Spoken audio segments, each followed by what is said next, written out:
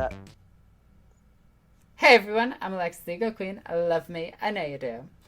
And welcome to another episode of Adeptus Podcastus. I'm pretty sure Michael knows the exact number we're on, and he's going to say it right now. 21. Yep, there it is. Once again, I'm joined by Remlays and Michael. Welcome, and how are you guys doing today? Yeah, I'm doing alright. How about you? Yeah, not so bad. I'm doing pretty good, actually. I just came back from New York City, had a lot of fun. 5 hours in a car, just because a freaking car crashed in front of me in Manhattan. Are you driving in New York City anyway? Yeah, that's a very bad idea. Oh, I love driving in the city. It's so much fun. Yes, because queuing is fun. Like I said, it's so much fun. It's cheaper than a bus. Valid point. Yes. Anyway, we have a lot of stuff to talk about. We have all the releases of the new Primaris Marines, which I'm kind of meh about. I mean, I would rather, an army that's, needs an update. Sisters of Battle, Games Workshop, get on it. They're selling out and they're a tier 1 army. Get on it. What the... Anyway. Well, you've got to bear in mind that if the fact they've introduced the Primaris means they do need to bulk that army out. So yes, but the Sisters of Battle were prominent characters in the Gathering Storm books. About 3 of them were.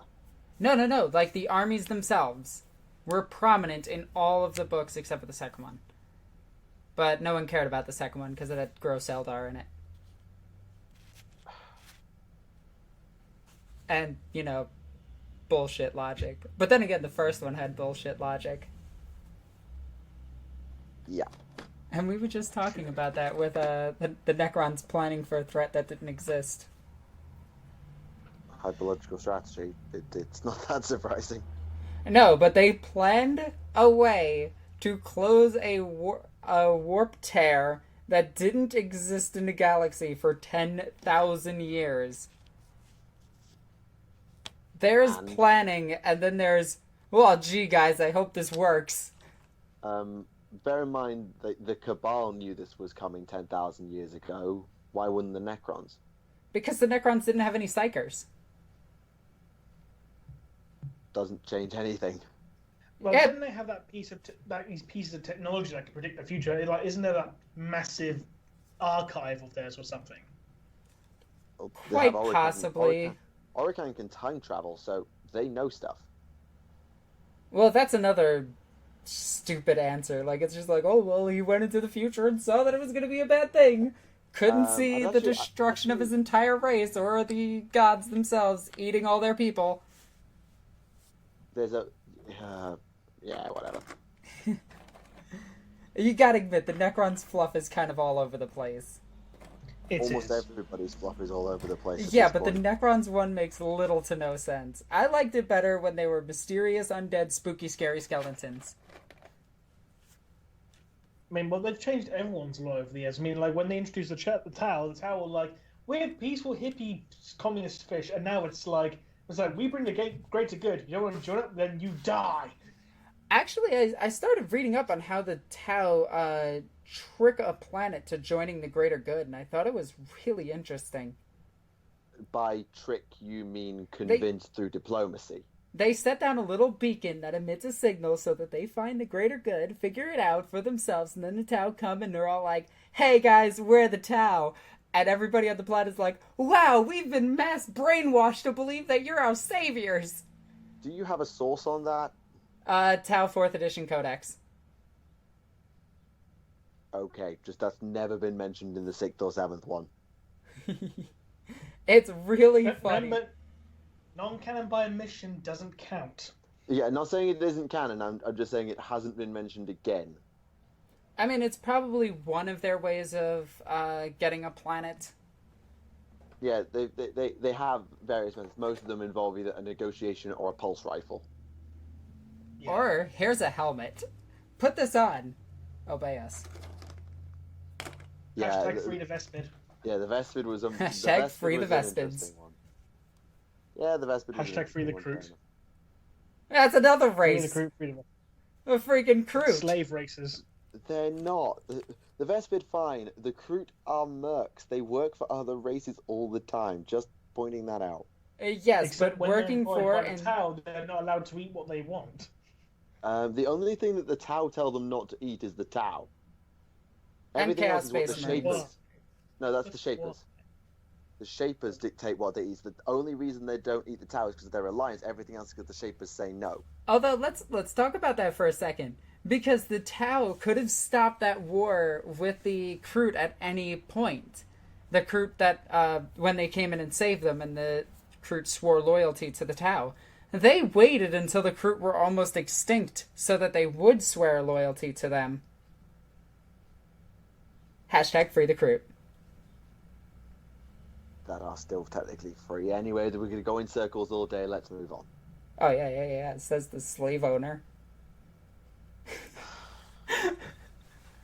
Hashtag Kroot lives matter.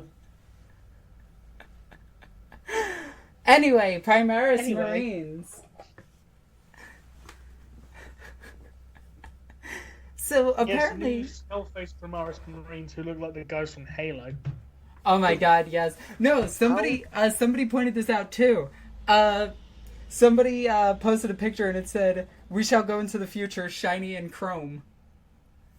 And I thought that was amazing. I don't get it. Mad Max.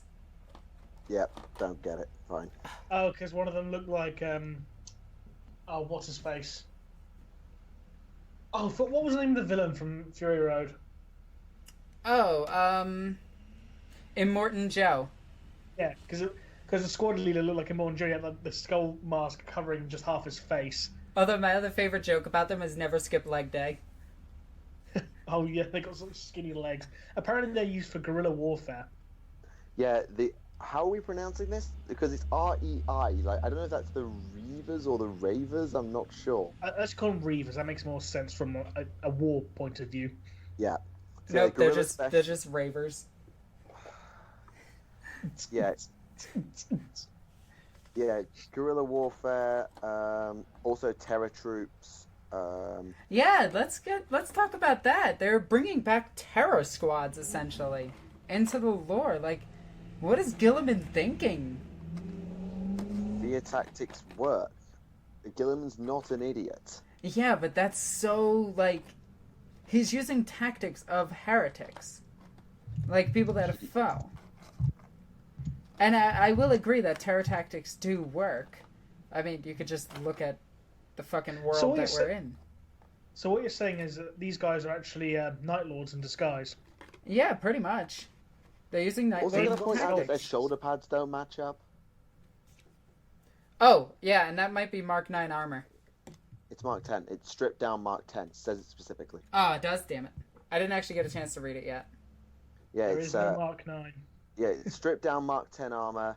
And somebody did answer the question of Artificer armor. It's actually just decorated normal armor. And it says that on Forge World under the Cataphracti and the Cataphracti captains you can buy. Fair enough. But yeah, I'm not too keen on these new Reavers. And don't get me wrong, I like the idea of skull-faced helmets because that's just cool in anything. But they just look. I definitely. If you look at they're wearing trainers for God's sake. I don't like the one without a helmet. The bare-headed one doesn't work for me. No, Immortan Joe. I actually like that one. I don't. I much prefer the one at the top left. Because, yeah. I'd be interested in what weapon options they get, actually. In fairness, these could probably make, really cool chaplain conversion ideas as a base, like the helmets and stuff. Oh. Just a point. Oh, go on. No, you continue. I cut you off twice already. There's no Aquila. That's a point, yeah. Like, obviously, if you look at the Primaris Captain and the Primaris Librarian, they have the Aquila. Scouts have always had the Aquila. These guys don't. They got skull and crossbones. Oh, skull and blades. Cross blades, to be exact. They got the Jolly Roger on their chest. They're pirates. Oh my god, these are pirates. That's why they're called Reavers. Makes so much sense now. Yo ho ho, a pirate's life for me. Yar. It would explain the skull mask too. Oh, can someone, when someone gets a hold of one of these models, can someone convert the helmet to be like a big pirate hat as well, and give him a little parrot? God damn it. I'm okay with come this. on, you can make your own pirate chapter. Although, keep in mind that all of the Primaris Marines are snap-together models and not actually, like, models. Yeah, they're Really? part of what they call easy to build. So that means they're easy to assemble. They're made of coloured plastic, and you won't even need glue. Yeah, they're kind of really lame like that. I disapprove of the coloured plastic, because if that coloured plastic is blue, that's going to make you basically need to start them from scratch anyway. Well, I mean, everybody primes their models anyway, hopefully. But not in Michael. blue. But not in blue. No, like the blue... It reminds me of the purple Genestealers you used to be able to buy. Just one coat of primer goes right over that. Yeah. And let's be honest, they use those Genestealers from what? Since Space Hulk First Edition up until... I think third edition. Yeah. Because that's when they introduced the new... The new Genestealer kit was in Yeah. late third edition. It was, yeah. I mean, I'm not worried about that. I know how to run Primaris Marines now, and I'm going to be doing a video on them very soon. More than likely, no, it won't be up by the time this is up, but it'll be up next week. Fair enough. But they operate as a second race, not an addition to a Space Marine Codex. And I kind of don't like that. So you're saying that you can't put Primaris into a Marine army and that it just won't work? They have to be No. You can. But to gain the best benefits from the Primaris Marines, you just strictly run Primaris Marines and nothing else. I mean, you can give them support squads like Devastators to help them out and command squads in drop pods. But all in all, the Primaris Marines operate as a second army and not an addition to a Space Marine army, if that makes sense. Right. I don't really know there are how entire to... chapters now of just Primaris Marines anyway. But Yeah, there's loads of them. Loads of them. Yep. How many people are going to be whining, they're phasing out all the old models completely? Can people stop saying that? As a business, GW will not phase out the tactical squad. For 4 years, it has been on the bestsellers list. It is not going anywhere. In fact, they recently started splitting them up into different chapters. Like, the Space Wolves have one, the Blood Angels have one, the Dark Angels have one, and the normal Tactical Marines. The Space Wolves always had one, for the record. Well, yeah, so did the Blood Angels in technicality, except for 6th edition when they just stopped putting it on the shelf. But yeah. People always find something to complain about, though. That's just human nature. Agreed. Speaking of complaining, some people decide to take their complaining and make it into stupid jokes. The Primaris captain, Alexis. Hey, I didn't make that. I wasn't complaining about that. That looked like your font. It was your joke. Oh yeah, it is my joke. It is definitely my meme. Without a doubt. But that's not complaining. I actually really like the Primaris Space Marine captain. I think he looks amazing. And he does look like Kanto Sicarius. I've seen people complain that it looks like he's taking the same pose as Forge World Gilliman, and it's like, it's not flipped 180. It's mirrored. Difference. But jokes aside, the amount of people complaining about it is ridiculous. Yeah, I mean, for a start, he's got a bolt gun, not a power fist with a built-in bolt gun. No, I Forge like World the- Gilliman. I like the... So, doesn't Gilliman still have the Hand of Dominion? No. He's got Gladius. And his other hand's holding his sheath. Or scabbard, rather. Sorry. I could have sworn he had the Hand of Dominion back then. No, I think that was given to It might him. have been a piece of equipment he could take, but I don't think the actual model had it. Yeah, maybe I need not. to double check that. Don't quote me on that. Yeah. In terms of, as well, there are going to be weapon options and head options in there. So if you don't particularly want the Cardosatarier's helm, or you don't want a power sword, or you don't want that particular, probably, core pattern bolt rifle, you can probably swap a few different things in, though we're not sure what yet. I don't know. I'm really digging on that model. I'm digging on the librarian. The librarian looks really cool. I would swap the head. I maybe it's just me. I don't like his head. Other than that, absolutely down. Also, his face looks really familiar. It looks like he's based on someone. I can't quite put my finger on who, but he looks familiar. The previous Space Marine librarian.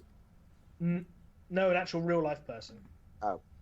Also, what the flip is with his sword? Did you say flip? That... Yeah, I self-censor all the time. Deal with it. Yeah. Wow, I just got told. It's a force sword. Yeah, but like that all previous force weapons we've ever seen don't have like those almost look like eldar-y runes. Well, remember what they said in the Dark Millennium. They said that they're retrofitting alien technology. Case in point, look at the Dreadnought's plasma cannon. It's literally a Tau plasma gun. Is it? I haven't seen that. I need well, another look. In regards to the Force, I don't think it's that alien. Consumer. If you look at the Dark Angels librarian from Dark Vengeance, it had like a very similar pattern on the blade, if I remember. Yeah, it is a very similar sword. Except his went all the way to the tip of the blade. Yeah, maybe. Yeah, I'm reading. Even if you look at the older, second edition librarian models, you can actually see that they've got that same pattern on the axe blades and stuff, on their force axes. Yeah, I'm exaggerating. Ignore me. Oh, yep, it does. But yeah, retrofitting the alien technology isn't out of the question at this point. Actually, nothing is out of the question at this point. Except for one thing. Female Space Marines, where everybody will throw a bitch fit. No, Tau Space Marines. Oh, that too. We had Fire Warriors, now we have Inferno Warriors! I'm pretty sure that would be like introducing orks to the Tau. They would just kill all the Tau. Or in this case, try. It's a good green skin. Nah, I'm good. Yep. As far as other releases go, we've got an easy-to-build Plague Marine kit, so you can get yourself some more Plague Marines out. There's another 2 starter sets of 40k as well coming out. Yeah, yep. There's what we call First Strike, which appears to come with a little bit of terrain, about 6 pox. It's basically a couple of those easy-to-build kits, really. So I think you're going to get, looks like, intercessors, some death, and then a couple of Plague Marines. I wish they chose a different name. Such as? Well, every time somebody puts them on the field, they're like, my incest squad is here. And I'm just like, come on, Games Workshop. You could have called them... Your what? Yeah, what? People are just calling them... How can you get that wrong? Easy. They're purposely saying it wrong because of a joke. Guys, sorry, breaking news. Guess what's just come back in stock for a limited time on the UK Games Workshop site? What? Space Hulk. What? Yo, what? Yes. What? Yeah. That's cool. Shit. Hey, guess what? I'm buying that shit right now. Shit. I found me. No, not one bit. I'm probably not going to be able to do it myself because I'm kind of I've got enough to get on with, but I want to see evidence of this for myself right now.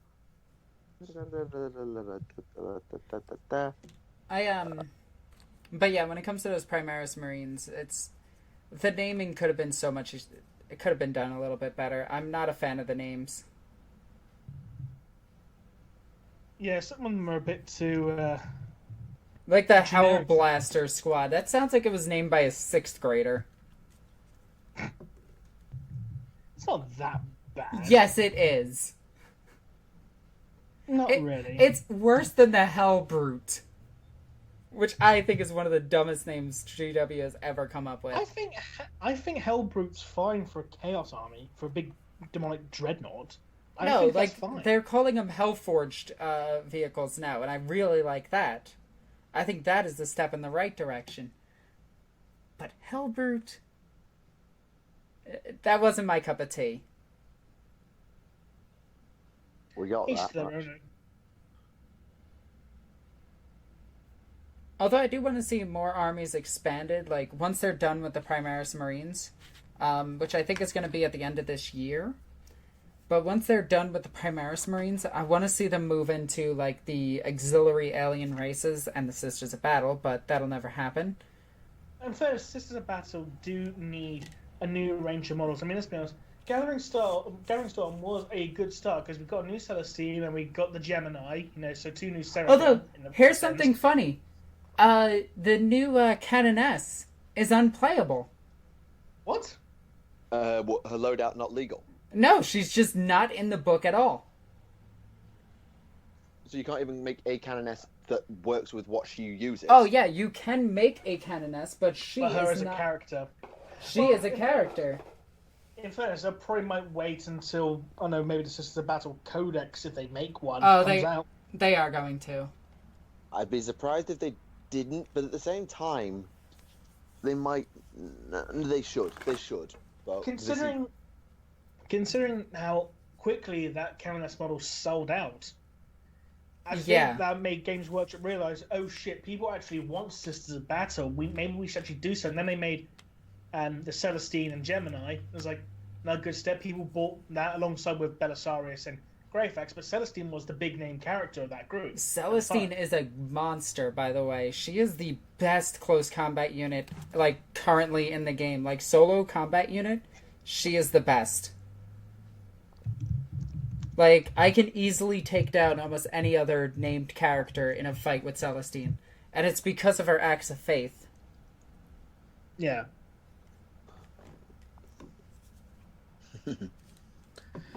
Yeah, I think we should actually, since we're like probably the best part of half an hour in, 21 minutes. Okay, 20 minutes in. We should probably address the 8th edition sized elephant in the room, considering it came out last week and we haven't talked about it on the podcast yet. Well, the game. Yeah. Because I want to talk about the lore a bit later, but the game. I've yet to play a game because no one wants to play with me. Insert sad music here. It's not once, it's Insert Slaneshi giggling here. Anyway. Oh, yeah. So, Michael, why don't you start off? What is your experience so far? How many times have you gotten your butt kicked? 3 out of 3. Like, you lost all 3 games? Yep, 2 of them have gone up on my channel, and the other one was just as bad. How? Well, Tau are actually terrible this edition. Tau have definitely taken a step down, but my 3rd game I was playing orks, and admittedly I didn't have my infantry. I was playing basically a dread mob because I'd left my infantry at home. Oh, that's the problem. That was the problem, but at the same time, the problem I've been having is I've played against Necrons once and Tyranids twice. Now, Necrons, I don't know if this is true, like I saw a video this morning complaining that they might suck, but to me, Necrons seem ridiculous. Our Necron player is 3-3, and we played a 1k point game. He forgot his Triumph Praetorians in reserve and still won. Necrons this edition have been absolutely, for us, unstoppable, because they just don't die and can just delete units every single turn, particularly with that My Will Be Done Tesla combo that makes them hit on 2s and then make their Tesla trigger on 5s. It's ludicrous. One thing I've heard had no problem killing them. One thing I've heard from a lot of people on Facebook is that apparently NID armies are really good. NID armies are currently unstoppable. There is nothing that's going to beat them. And by that I'm exaggerating, but still.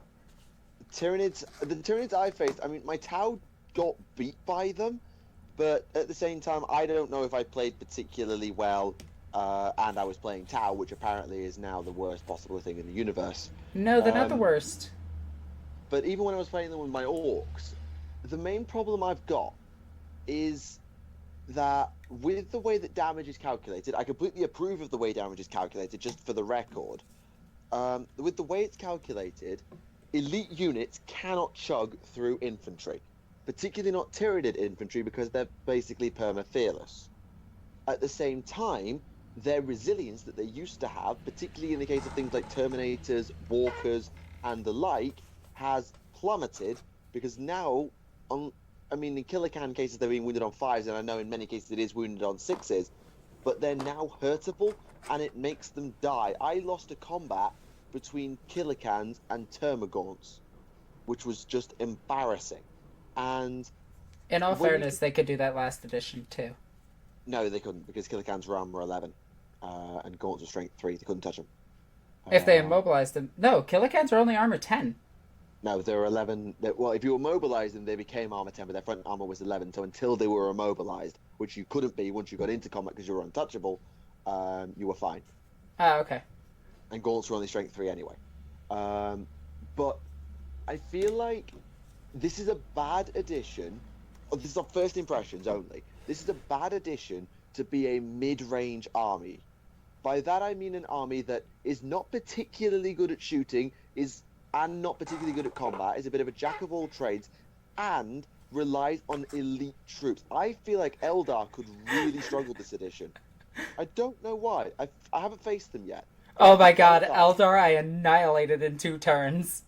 Yeah, I actually feel like Eldar and Tau in particular are going to really suffer this edition because they can't get the boots on the ground to do as much damage as they used to do. A salvo of pulse rifles now is terrible compared to what it used to be against most infantry, particularly things like Gaunts and Guardsmen, where it used to be sighting them down on 2s. It's now wounding them on 3s. Eldar are going to have many similar issues, and even Space Marines might have the same problem of just, we don't have enough boots on the ground. Horde armies, by contrast, I think will do really well. And super heavy armies, by which I mean lots of monsters, lots of vehicles, are just going to be ridiculously tanky. Like, it took my Tyranid opponent a turn and a half to kill a truck. A truck. This is pretty much as weak as it comes for vehicles. Okay, so now my experience has been the complete opposite. I run an elite army. In fact, I run a super elite army where I take no troops whatsoever. My primary strategy is table my opponent. When it came to the Sisters of Battle, I played a grand total of 12 games. 3 with my Tyranids, 2 with my orks, which I'm not into orks right now. I don't know what it is. I'm not into boys right now. But anyway, jokes aside. Nobody was laughing. Yes, they were. Somebody will comment down below that they thought that was funny. Because you're Tau and you don't have a sense of humor. You didn't develop that cast yet. But anyway. Do comedians exist in Tau society? And there it is. But when it came to Sisters of Battle, I ran 4 penitent engines, and I surrounded them with immolators because I needed them to survive the first turn assault. Oh my god, that sounds scummy. Okay. Then I ran Celestine in the middle of them, and my 4 other squads were 2 squads of Dominions, 2 squads of Retributors, and 3 Exorcist battle tanks in the center of the map in a bubble. Where I am not surprised this is curb stomping. That is scummy. Yes. Now, here's the funny thing. The active faith rule. Okay, so a lot of people said that I got this wrong, and I did not get this wrong. And it is 100% in my favor. Things like Celestine and the Imagifier, the Imperialis, can actually grant acts of faith to vehicles. It doesn't say they have to have act of faith. It just says 1 unit from order blank can use an act of faith. It does not say that they have to have them. So I constantly use that on the Exorcist battle tanks to get double fire. Or I get Celestine to move Whoa, slow down. The reason I think people are challenging you, and you may or may not be right, it may just be rules as written versus rules as intended, but when it says that, do units have individual acts of faith that they can use? No. They have an index now, and it's amazing. Okay, but the reason I think that people are calling it out is like This has I don't also have it been in the- confirmed by a TO from Games Workshop's Game Day. yeah, having not read Imperium 2, I can't read the wording and provide a judgment myself. But I think rules as written, you might be right. Rules as intended, you're scummy. Oh, yeah, I'm not gonna lie. I was going up against tournament armies. We were testing meta. Anyway, Celestine moving 36 inches, getting straight into combat turn 1 and eliminating the biggest threat on the board is Wait, what? She's huge. got an 18-inch move, advance, and charge? She has a 12-inch move, can double tap her movement because of an act of faith. Right. She automatically gets an act of faith. Right. Celestine is amazing, and I love her. Actually, she's But do you quickly love her becoming... as much as Magnus? Fuck off, Remlays. I will skull fuck you. Whoa! I'm just kidding, obviously. It's because he has a dinosaur skull, get it? Slanesh, come on. Still, whoa. Oh yeah, but enslaving an entire race is not a whoa moment. I'm just kidding. Keep her away from that orifice in the center of your forehead. Anyway, Yeah, back to your bullshit scumming. with that army, I haven't really lost too many games. The only game that I did lose was actually posted on my channel, which was rather a funny way of starting the battle reports for 8th edition, where my opponent kept teleporting orc blobs of infantry across the battlefield really quickly and dealing with my army rather quickly. And I commended him for that, and we had a lot of fun in that game. The other thing that I did was I took tyranids. Now, tyranids are an amazing army right now. They are absolutely one of the best armies for 8th edition. And I, hands down, think that they are going to be the tier 1 meta army of this edition. Tyranids can... well, here's what I did. I proxied a Tyrannocyte with a drop pod, mostly because I don't have the damn Pinecone Testicle. But... I took 2 Trigons, one Swarmlord in a pod, and the rest of my infantry ran up the board with just a few warriors to keep them in synapse, okay? Right. In reserve, I had 1 massive blob of Genestealers and 10 warriors with barely any upgrades. Now, the Trigon's rules is 1 unit, troop choice, can come in from its tunnel. Alright? Yep. The warriors, an entire blob of 10 of them, can come in that tunnel. They have to be 9 inches away from an opponent. That's perfectly fine. Then you can go into your... on the Swarmlord itself, you cast Hive Commander and make him move. Okay? So he's now within danger... He's danger close. Then you cast Onslaught onto that unit of warriors so that they can advance. Then you go into your I'm gonna kill it phase and launch all your assaults. The warriors have a big enough base that it makes the charge for the Trigon even less. It makes it 7 inches. So you can get the Trigon into that combat as well. And you can erase 3 units a turn with Tyranids. See, even without that level of bullshit, Tyranids is... It is bullshit. No, it isn't. Just It is. because... Oh, yeah. You had an entire edition of bullshit. And now... I had an entire edition of my army working. And that's not an army working. That is you abusing it. That is abusing the way your No, army that is an exact attack that Tyranids would do in the fluff. I wouldn't be warriors, it would be Gaunt. That's the way Tyranids usually operate, and the commander would be on the board from the start, coordinating the swarm. But anyway... That isn't true. Tyranids do drop in Trigons into battle, and that was in... Yeah, Trigons, yes. No. Hive Tyrants. And... What was it? A Swarmlord dropped in and fought a war boss 1v1 to kill him in a story.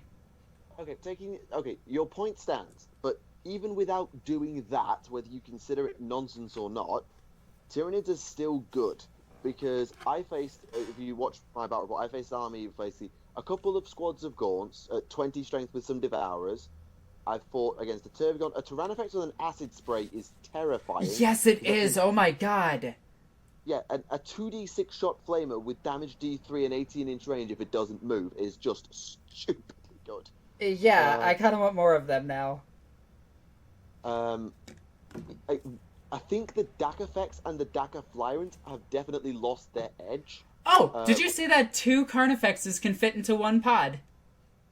No, What? I didn't. Yeah, you can now drop in 2 Carnifexes in 1 drop pod. 1 Pinecone Testicle. That's terrifying. Yeah, they made the Carnifexes good. But yeah, Tyranids are just good, and the main thing that's annoying is probably the same reason Necrons are annoying.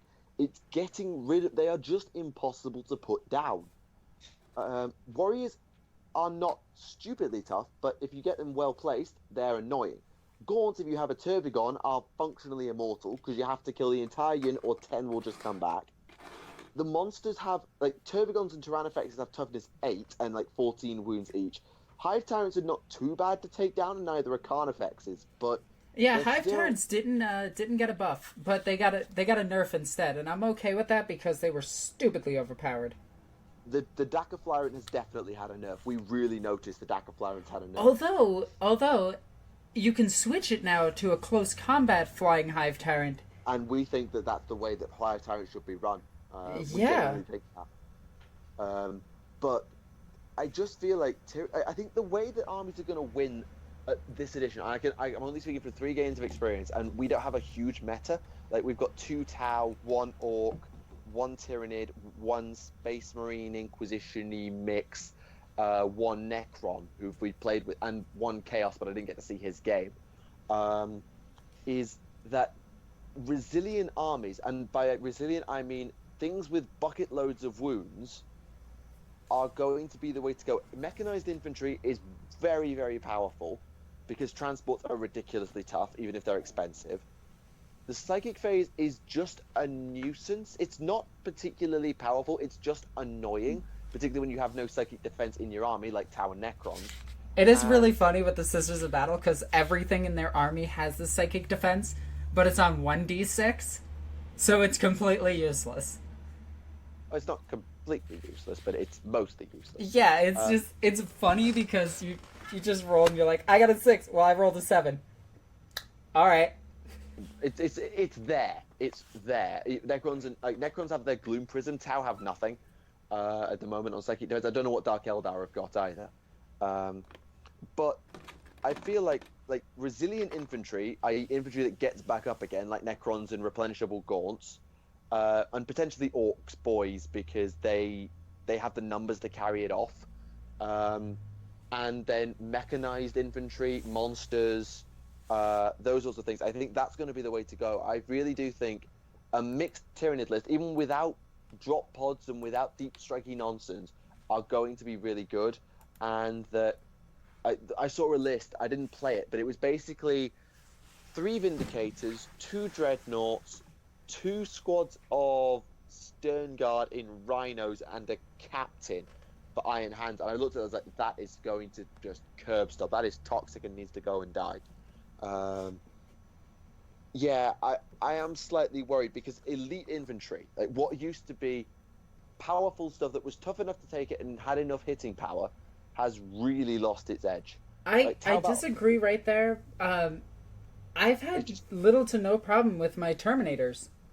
Maybe not Terminators, but just speaking from my experience, a broadside battlesuit is now 200 points a guy. Broadside battlesuits are actually kind of bad now. Yeah, they're 200 points a guy. Crisis suits are 40 points plus guns a guy. Like, the bare minimum you're paying for a crisis suit, if you give it, let's say, 2 guns and a support system, is going to be 70 odd points. Most things have had a price hike, but basic infantry hasn't, and it's only elite infantry and monsters that have.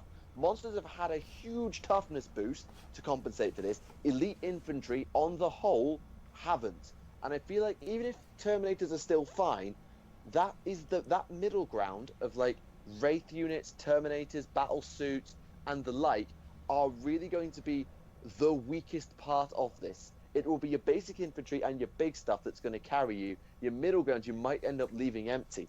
That's where I think this might go, and that disappoints me as a Tau player because, well, that forces Tau into standing in a corner, which is shit. Yeah, I have my concerns, but as a game to play, we are enjoying 8th edition. Arguments about meta aside, we are enjoying the game to play. And at the end of the day, isn't that what matters? Yeah. To a point. Well, remember, the first rule of 40k, forge a narrative. Second rule, have fun.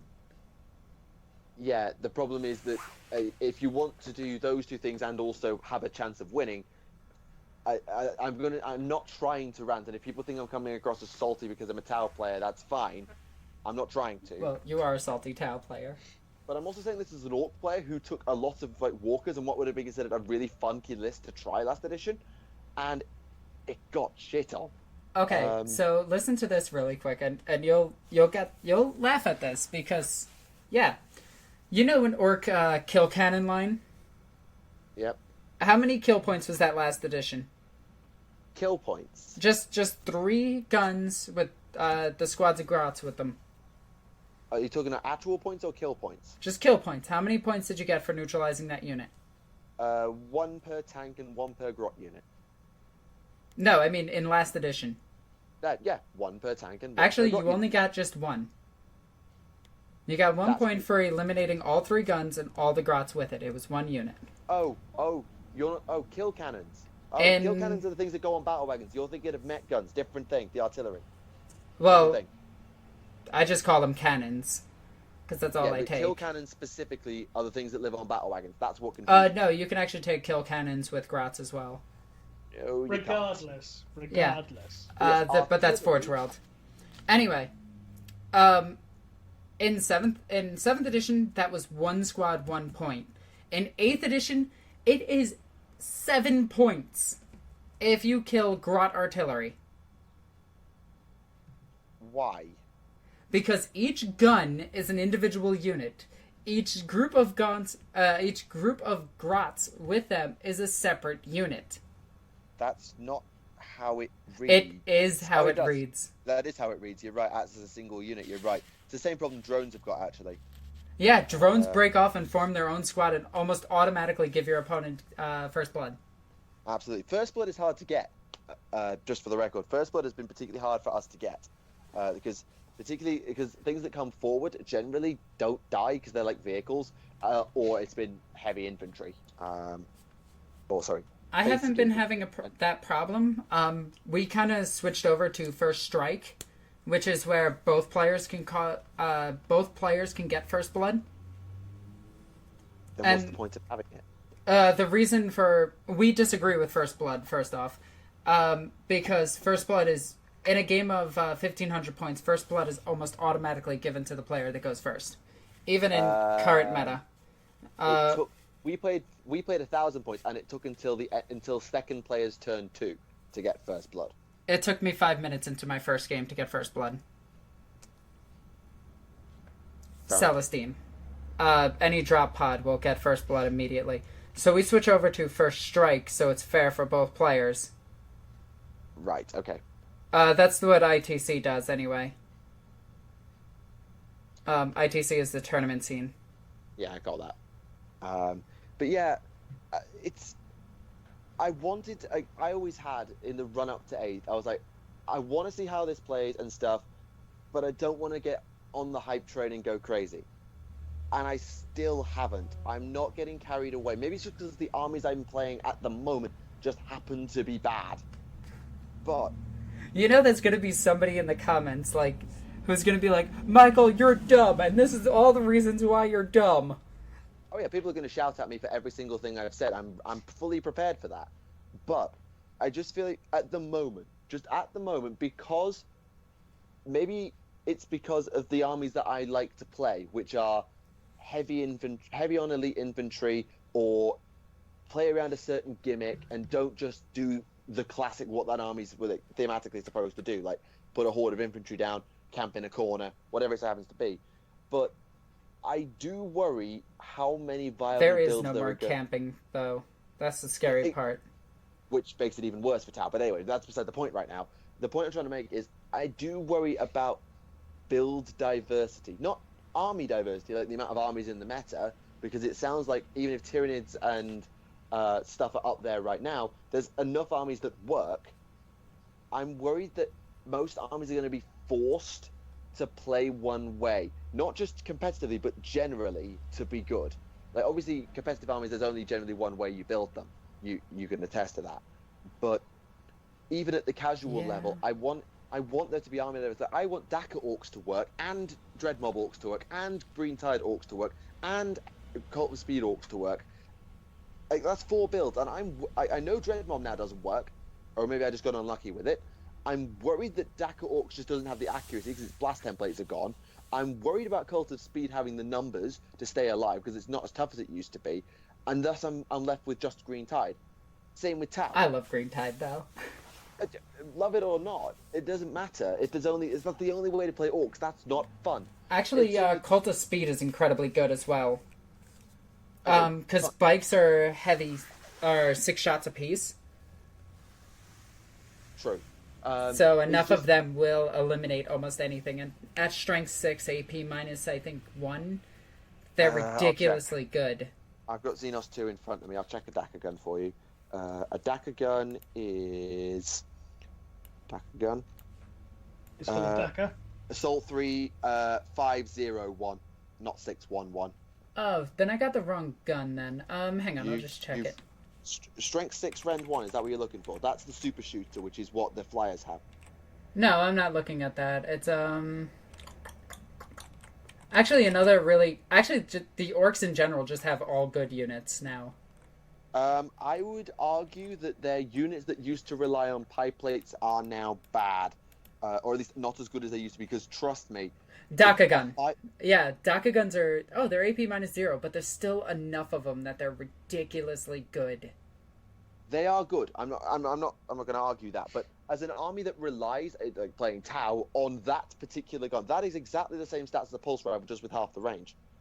Yeah, but you have to add in the bike's movement, plus its advance, plus being able to fire its weaponry. What I'm saying is that, that unit, that's pretty much the minimum standard now, if you want a good gun. I don't know. I'm a little bit worried about build diversity. I'm a little bit worried about armies that can't do hordes or monsters. Other than that, I'm still learning, so I'm willing to wait. Also, Remlace is here. I am here, yes. It's alright, you guys have more experience playing the game than I have, so I'm not going to interrupt that. I'm doing too much talking, considering I've only played a quarter of Alexis's. I've been having a lot of fun with the game and testing meta. I see that I think is the biggest difference between me and Michael, is I play meta games versus Michael playing more casual games, and I don't think that's a bad thing either. It gives us both sides of the battle scene. Well, Alexa, I heard you described as being a power gamer. Who brings 5 Night Titans to a casual game. I would bring 5 Night Titans to a casual game. I've also gone Okay, here's the thing for you. In a 1,000-point game, I went up against a Fellblade. Yeah. I killed it, turn 2. Cute. But yeah, and that was because of Celestine, who has the ability to just go, I'm going to fly up to it, and I'm going to punch it. And then at the beginning of my turn, I'm going to punch it again. And then during my assault phase, I'm going to punch it again. Yeah, but you say that about like you being a competitive player, me being a casual player, but you as a competitive player are looking for meta. Like, you don't care if something is absolutely toxic. You just want stuff that's good. No, that's isn't true either. I look for the toxic things because I have to play against them. True, but like you're quite comfortable curb stomping people for days. With that isn't true either. I actually enjoy playing... No, if you look at my battle reports, you'll notice the common theme is I enjoy playing the game against stronger armies, especially armies that are stronger than my own, which is why I actively look for games that are very, very, very, very powerful. I look for, like last edition, I went up against Taudar quite a few times. Now, I don't have battle reports of that, which kind of sucks, but I never record tournaments is one of the things, unless I'm not competing. Yeah. But I did like the challenge of going up against 5 Knight Titans and still trying to bring a balanced army list. Yeah, I respect that, and I understand that, but as a competitive player, you're more comfortable with the really nasty stuff. Oh, yeah, without a doubt. Yeah. You're more comfortable with it. As a casual player, I care first and foremost about the game being balanced, fun, and diverse. That's what I care about. I like winning, and I'll play to win, but I'm more fussed about everybody having a fair crack of the whip and being able to enjoy the game. And right now, maybe just because we've got 2 Tau players and we've watched them get curb stomped 4 times out of 4. Have you tried changing your strategies? Yeah, I built a very different list from game 1 to 2, and we even put a Storm Surge on the table, and we got curb stomped. But anyway, having now seen that, I've seen, actually no, there was another Tau player who got a completely different list to me, like with Pathfinder's Fire Warriors. He even had an Ivara from Forge World, 3 hammerheads with long strike. Like, he had proper classic Tau, and Dark Eldar shat all over him. Dark Eldar are incredibly powerful this edition, and I love it. Yeah, I'm happy with them being powerful, but the point stands is that as it feels for me right now, I do worry that because there's still these power levels and the lack of diversity in builds, like, it might be that there's only 1 or 2 builds that work for an army. And I'm even talking about Space Marines when I say that. There's a risk that they're only going to be able to be good one way, and as a result, the semi-casual, semi-competitives will just bring that, and then that gets stale. And if people try to innovate, then they'll just get stomped, and that's no fun either. And that's what my worry is right now, is that there's not much scope without more options in the indices, and without I don't want to talk about another balance pass right now, but without particularly a price drop in some places, that the meta's going to get stale really, really fast, and innovation's going to just go away. And I'm talking on a casual. Your meta might take ages to settle. Our meta won't, because we're not going to, unless we're like trying to power game, we're not going to power game, and that means that semi-good armies are going to be the only armies that exist, and that's my worry. Remlace, what are your thoughts on this? Well, they said they're going to release patches quite often, as this is going to be like essentially a living rule book, did they not? So it's annual, I believe, but yeah. So this way, I think Games Workshop will probably take notice of the games that they play in Warhammer World, see like, oh, this army is drastically overpowered, this one's drastically underpowered. We know what to patch for the next update. So if they're going to be releasing annual patches, I don't think it's going to be that much of a deal. I mean, yeah, it's going to be a pain in the ass in the short term, but in the long term, it's not going to be a big deal. Maybe. I mean, it's not as bad. I wasn't a Blood Angels player in 7th. I don't know how bad that got for the armies that were really down there. I don't know. Actually, until they got the formations, they were pretty bad. But once they got those, they were decent again. Yeah, but I don't know how bad it did get for some armies. That's what I'm trying to say. I don't know how bad it got.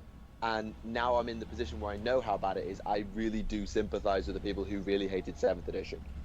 Because I feel, if they're not the worst army in the game, Tau definitely feel bad right now. I disagree. I think you just need to bring proper, a different type of strategy. Maybe Crude Bubbles. Okay, I'll put it another way. Maybe they aren't bad right now, but they feel bad right now. Like, I'm watching I'm watching a salvo of pulse rifles do nothing. I'm watching a battlesuit salvo not even half kill a hive tyrant. I'm watching missile suits. I'm glad they don't kill a hive tyrant. No, but like, I'm watching what used to be a debatable, oh, this might work, or sometimes, oh, I should be absolutely fine here, last edition. I'm just watching my entire shooting phase do nothing. You do. 7th edition Eldar Tau were actually incredibly overpowered. Oh, I'm not saying they weren't. They were ridiculous. So comparing them to their 7th edition counterparts is comparing apples and oranges at this point. Fine. Okay, fine. I understand that. But when you are an army that, in the lore and in most people's minds, is designed to do one thing, which is shoot, and then all of a sudden your shooting phase basically kills nothing, despite you unloading your entire army, that doesn't feel right. That doesn't feel good. And when you're an orc player, I did this. I launched an entire mass assault with orcs. I threw in walkers, I threw in burner boys, having already shot. I couldn't even kill 10 termagants on the charge with orcs. That's just bad rolling. It wasn't that bad rolling. Because I was losing squad after squad to orcs charging. How many attacks did your opponent, or did you do with the orcs? Admittedly, I was only throwing out, I think I threw about 20 out, and I killed 4. Because you do know that orc boys get 5 attacks on a charge, right? If you've got everything stacking for them. They've yeah, only got 2 onslaught and a warlord. Not onslaught. What is their the weird boy? You want to run weird boys now. That's the way to go. The other way I can see it stacking is you need Gazkul specifically and a weird boy to make that stack. Gazkul gives up +1 attack, war bosses don't. Yeah, it's 4 attacks normally. It's weird boy for +1 attack, the Choppas for +1 attack, their base 2 attack. So that's 4, yeah. And yeah. And I love it. 5. I think it's great. Like, orc boys should be able to annihilate anything that they touch. Yeah, true. Like I say, I haven't really tried with orc infantry yet, but sometimes some things don't feel right. Like a Tau shooting phase that does nothing. That doesn't feel right. I'm not asking for you to take my entire opponent's army off the board. That is unfair, and I wouldn't wish that on anybody. But watching a Tau army shooting phase that literally kills less models than I can hold in one hand, and doesn't even half kill some of the things it used to annihilate, or that you'd expect to do really massive damage to with the amount of guns you're throwing at it, doesn't feel good. That's all I can say. Even if they're not actually bad and can be made good with the right build, yeah, I don't want to... I know I've been ranting and people have probably commented about my salt already, but yeah. It just doesn't feel good sometimes. And that's my worry, is that armies are going to be shoehorned into playing one way because that's the only way they're not going to suck. Anyway, I'm going to shut up and let people move on because I've been going at this too long. I disagree. Of course. You meant to say like Rogel Dawn, Alexis. I can sound like Rogel Dawn. Try. No.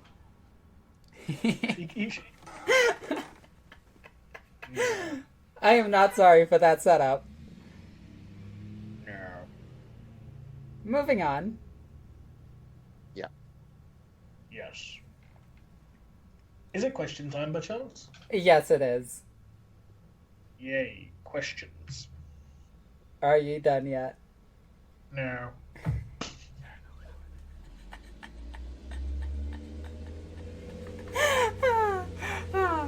Okay, Yay, okay, bike. okay.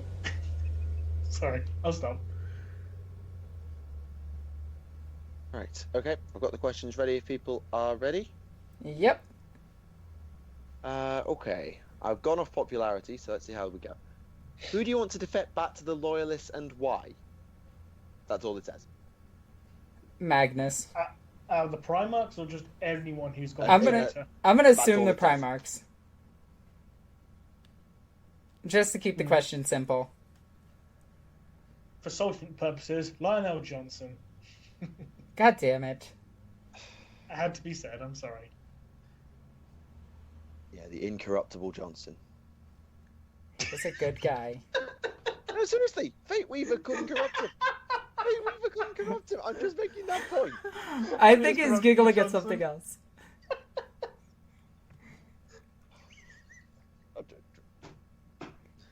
Good, you killed Remlace. How do you feel, Michael? You're shooting down my hopes and dreams. There's your successful Tau shooting phase. I passed my armor save. Moving Okay. on. Question for Remlace.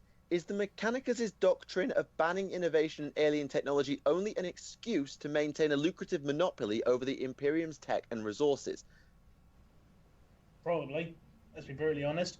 The Mechanicus love technology, they worship technology, and they don't want anyone else to have access to the technology, essentially. That's why they need to, like...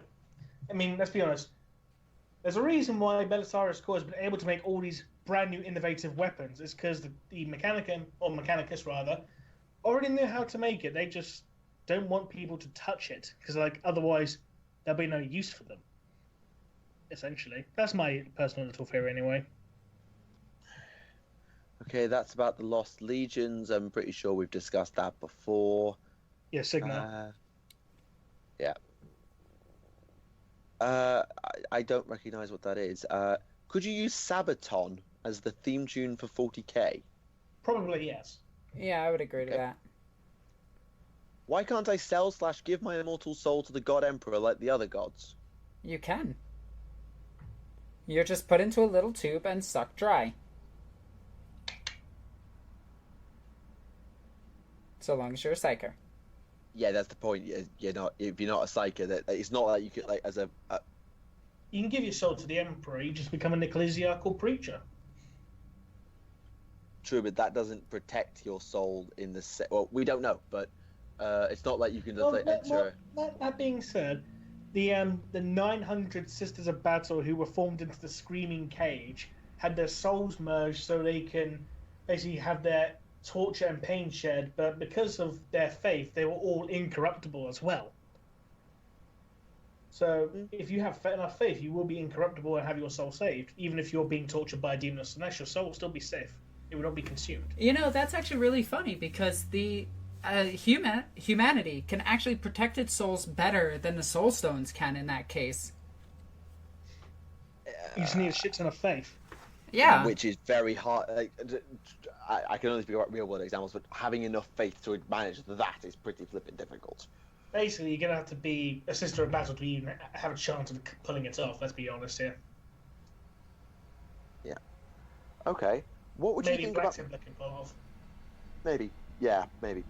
What would you think about mortal leaders for the Imperium of Chaos? A Lord Solar Macarius Mark II type of character for the Imperium, and a normal human War Master of Chaos going head-to-head? I don't think the Chaos forces would let a normal human lead them.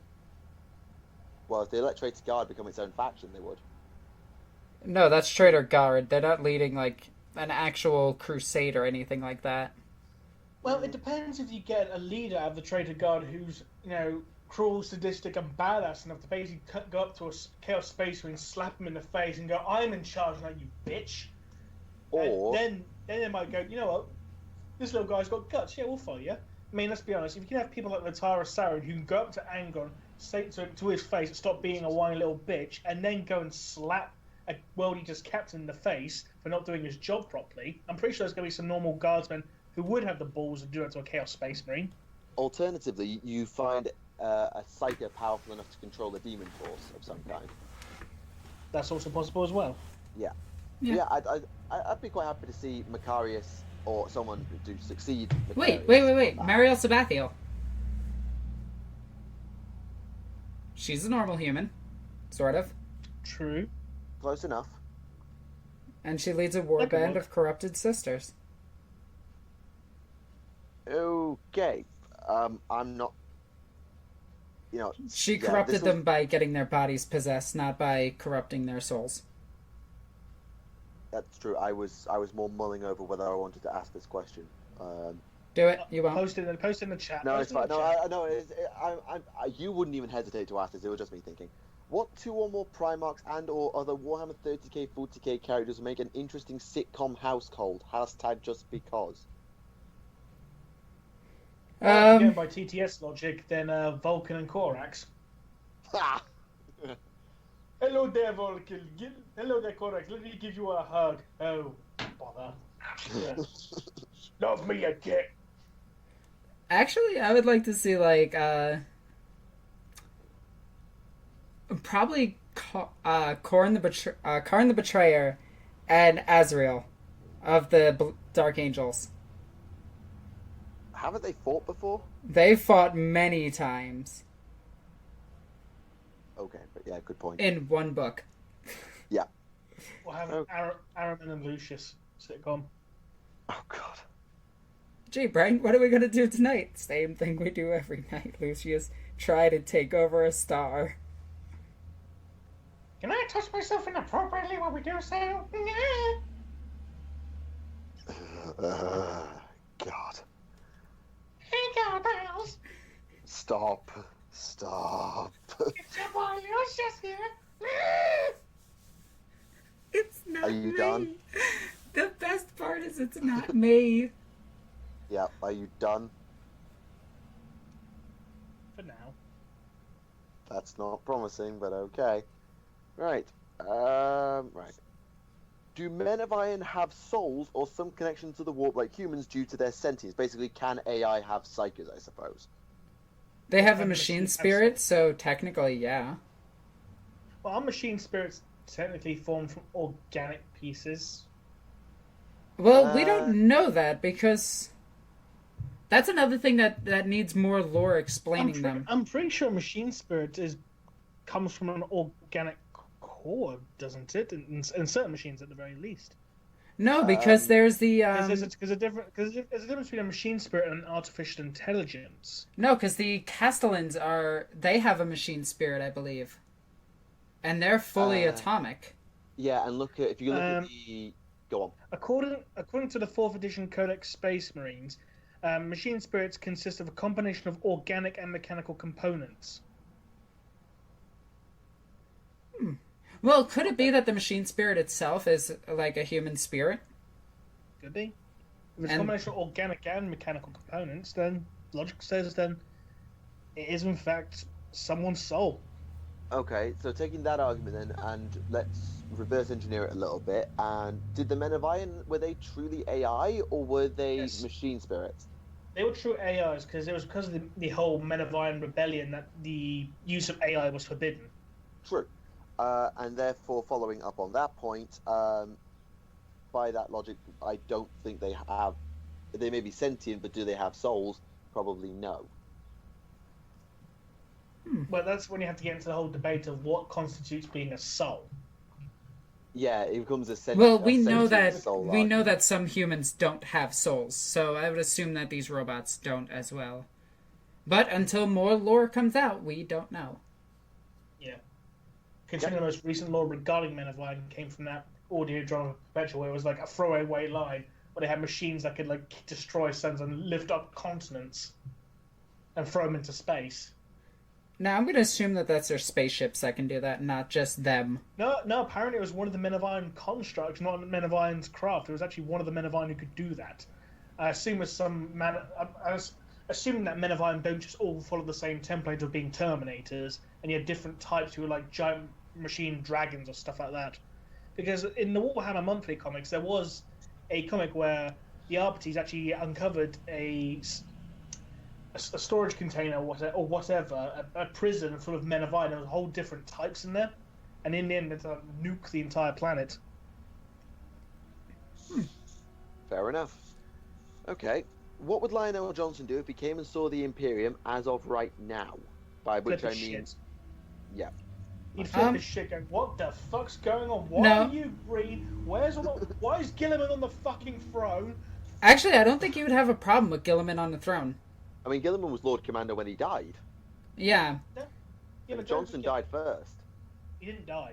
He went to sleep. Okay, sorry. Okay, Caliban happened Yeah. after Terror and after Gilliman took command because they arrived around the same time-ish.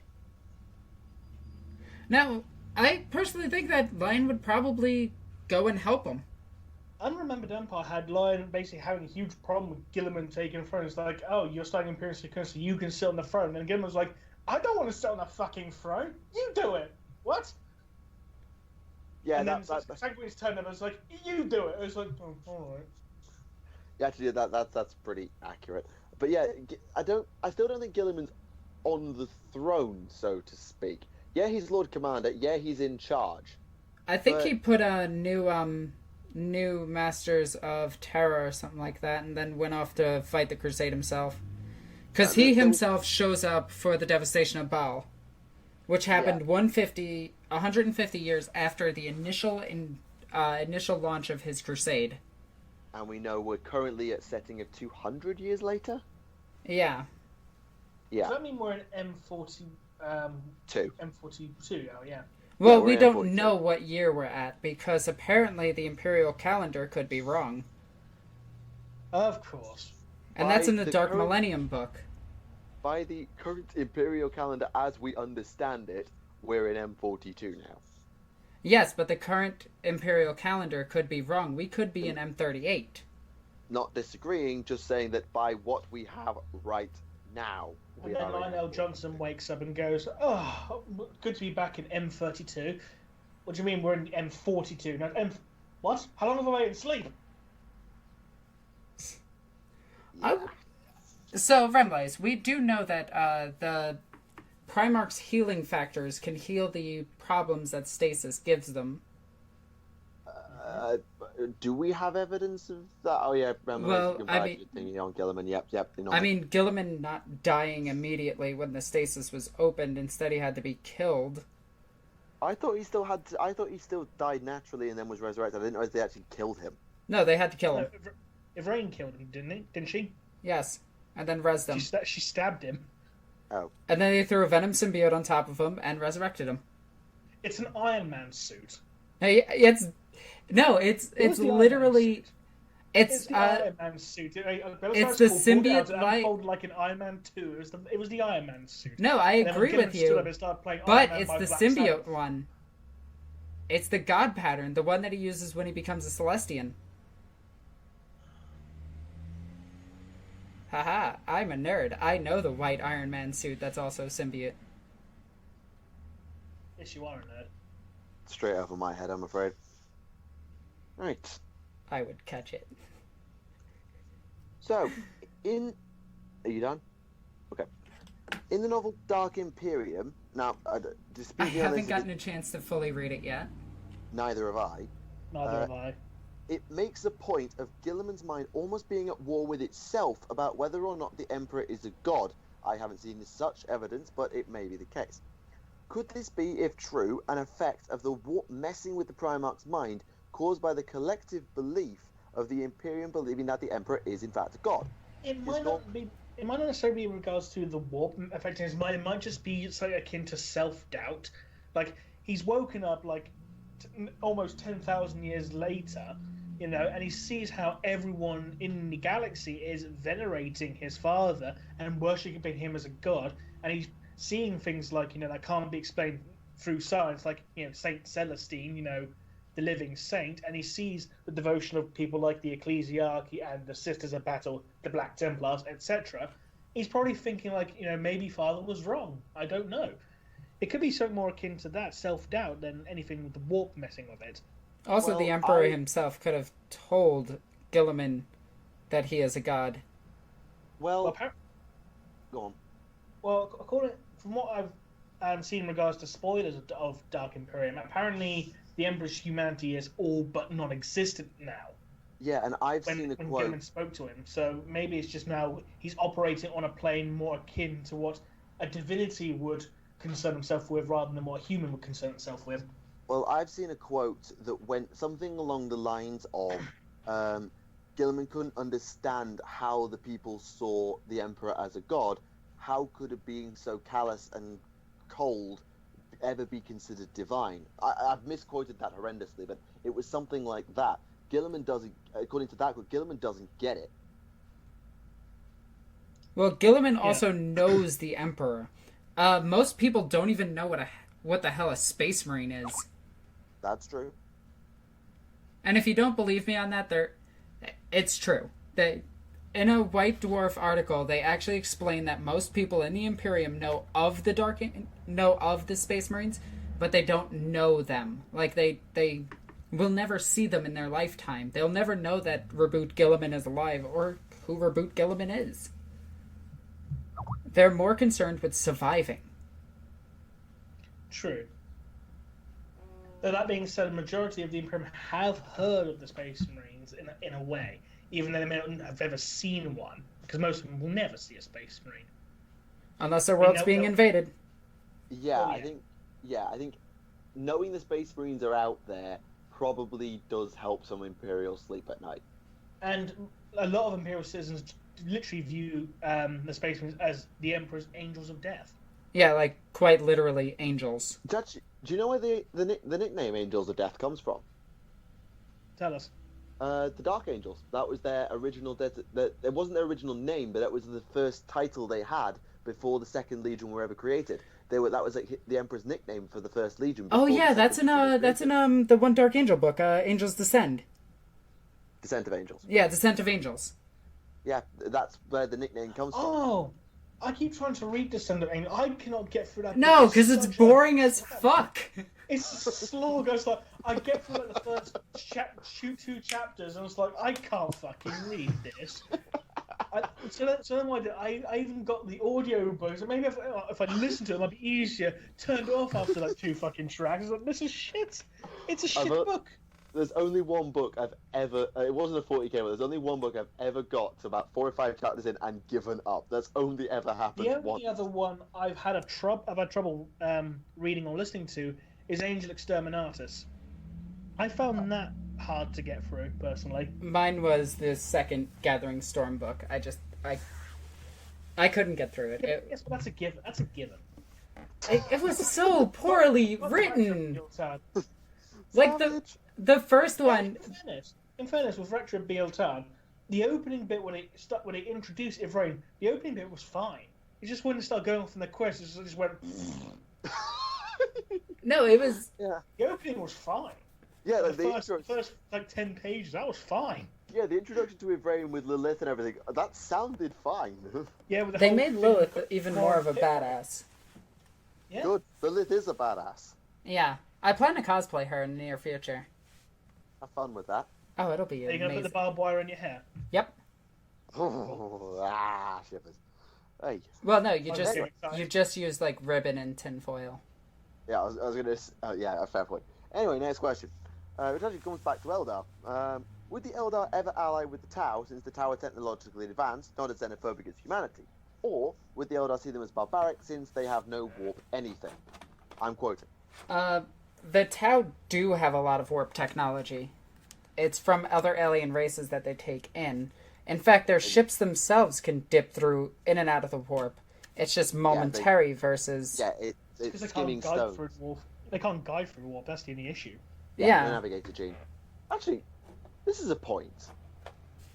Actually, the crew are capable of warp travel anyway. Yes. But honestly, like, if the Tau enslave the crew as much as you say, and are aware of the way the crew work, because they're not idiots, why haven't they just tried to get crew navigators?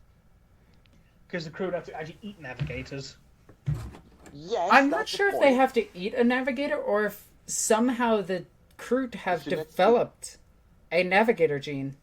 I mean, keep in mind, that's not completely out of the question after years of devouring and adaptation. Bear in mind, the only source of the navigator gene is the navigator subspecies.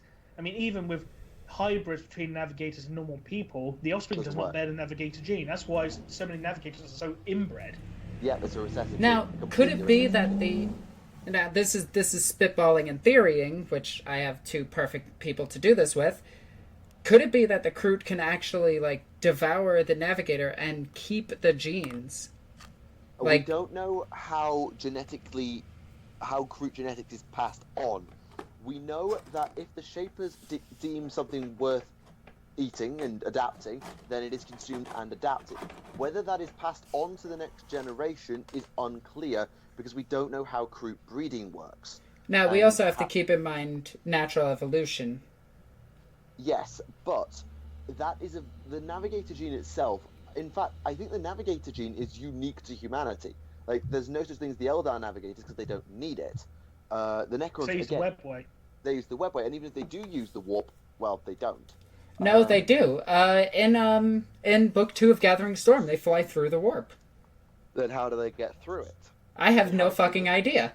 That's why I didn't like that book. Because literally the reason why Eldar do not use the warp, because Eldar souls are so bright, they go into the warp. Every demon within 1 billion light years is going to converge and go, ooh, lunch. Well, I think it was at the same time that they were attacking Kimura. So they were busy doing something else. GW writing right there, guys. Yeah, it's an interesting point. Because the navigator gene has only ever been seen in humans, it is. I'm really curious now. I actually want to know how the crew do it, whether they've actually evolved the navigator gene or just consume as they go. I mean, they might just travel at warp speed, at light speed, and just go from there. It's confirmed they have warp travel. It's confirmed. Now, I don't know if this is still canon, but I know how the Necrons travel. How do orcs do it? Because we know orcs literally have gullah fields and everything, and sense the psychic presence on a planet. They just go blind. No, they actually can sense. They can sense Wa energy and travel to it. They have an instinctual knowledge of where they are. They also don't care. There's basically the orc mindset, as I remember it. This was back in like the 5th Ed Codex when I was playing orcs a lot. Was we don't care where the rock ends up as long as there's something to fight when we get there. Like things like Armageddon. I think there is the orcs can feel the call of war. That's true. Armageddon proved that. How it works, we don't know. Whether like Armageddon and the Beast Arises series prove that. Yeah, but Armageddon is the one that most people know. Yep. So whether War energy functions like the Astronomicon and is concentrated on areas of high War energy, we don't know.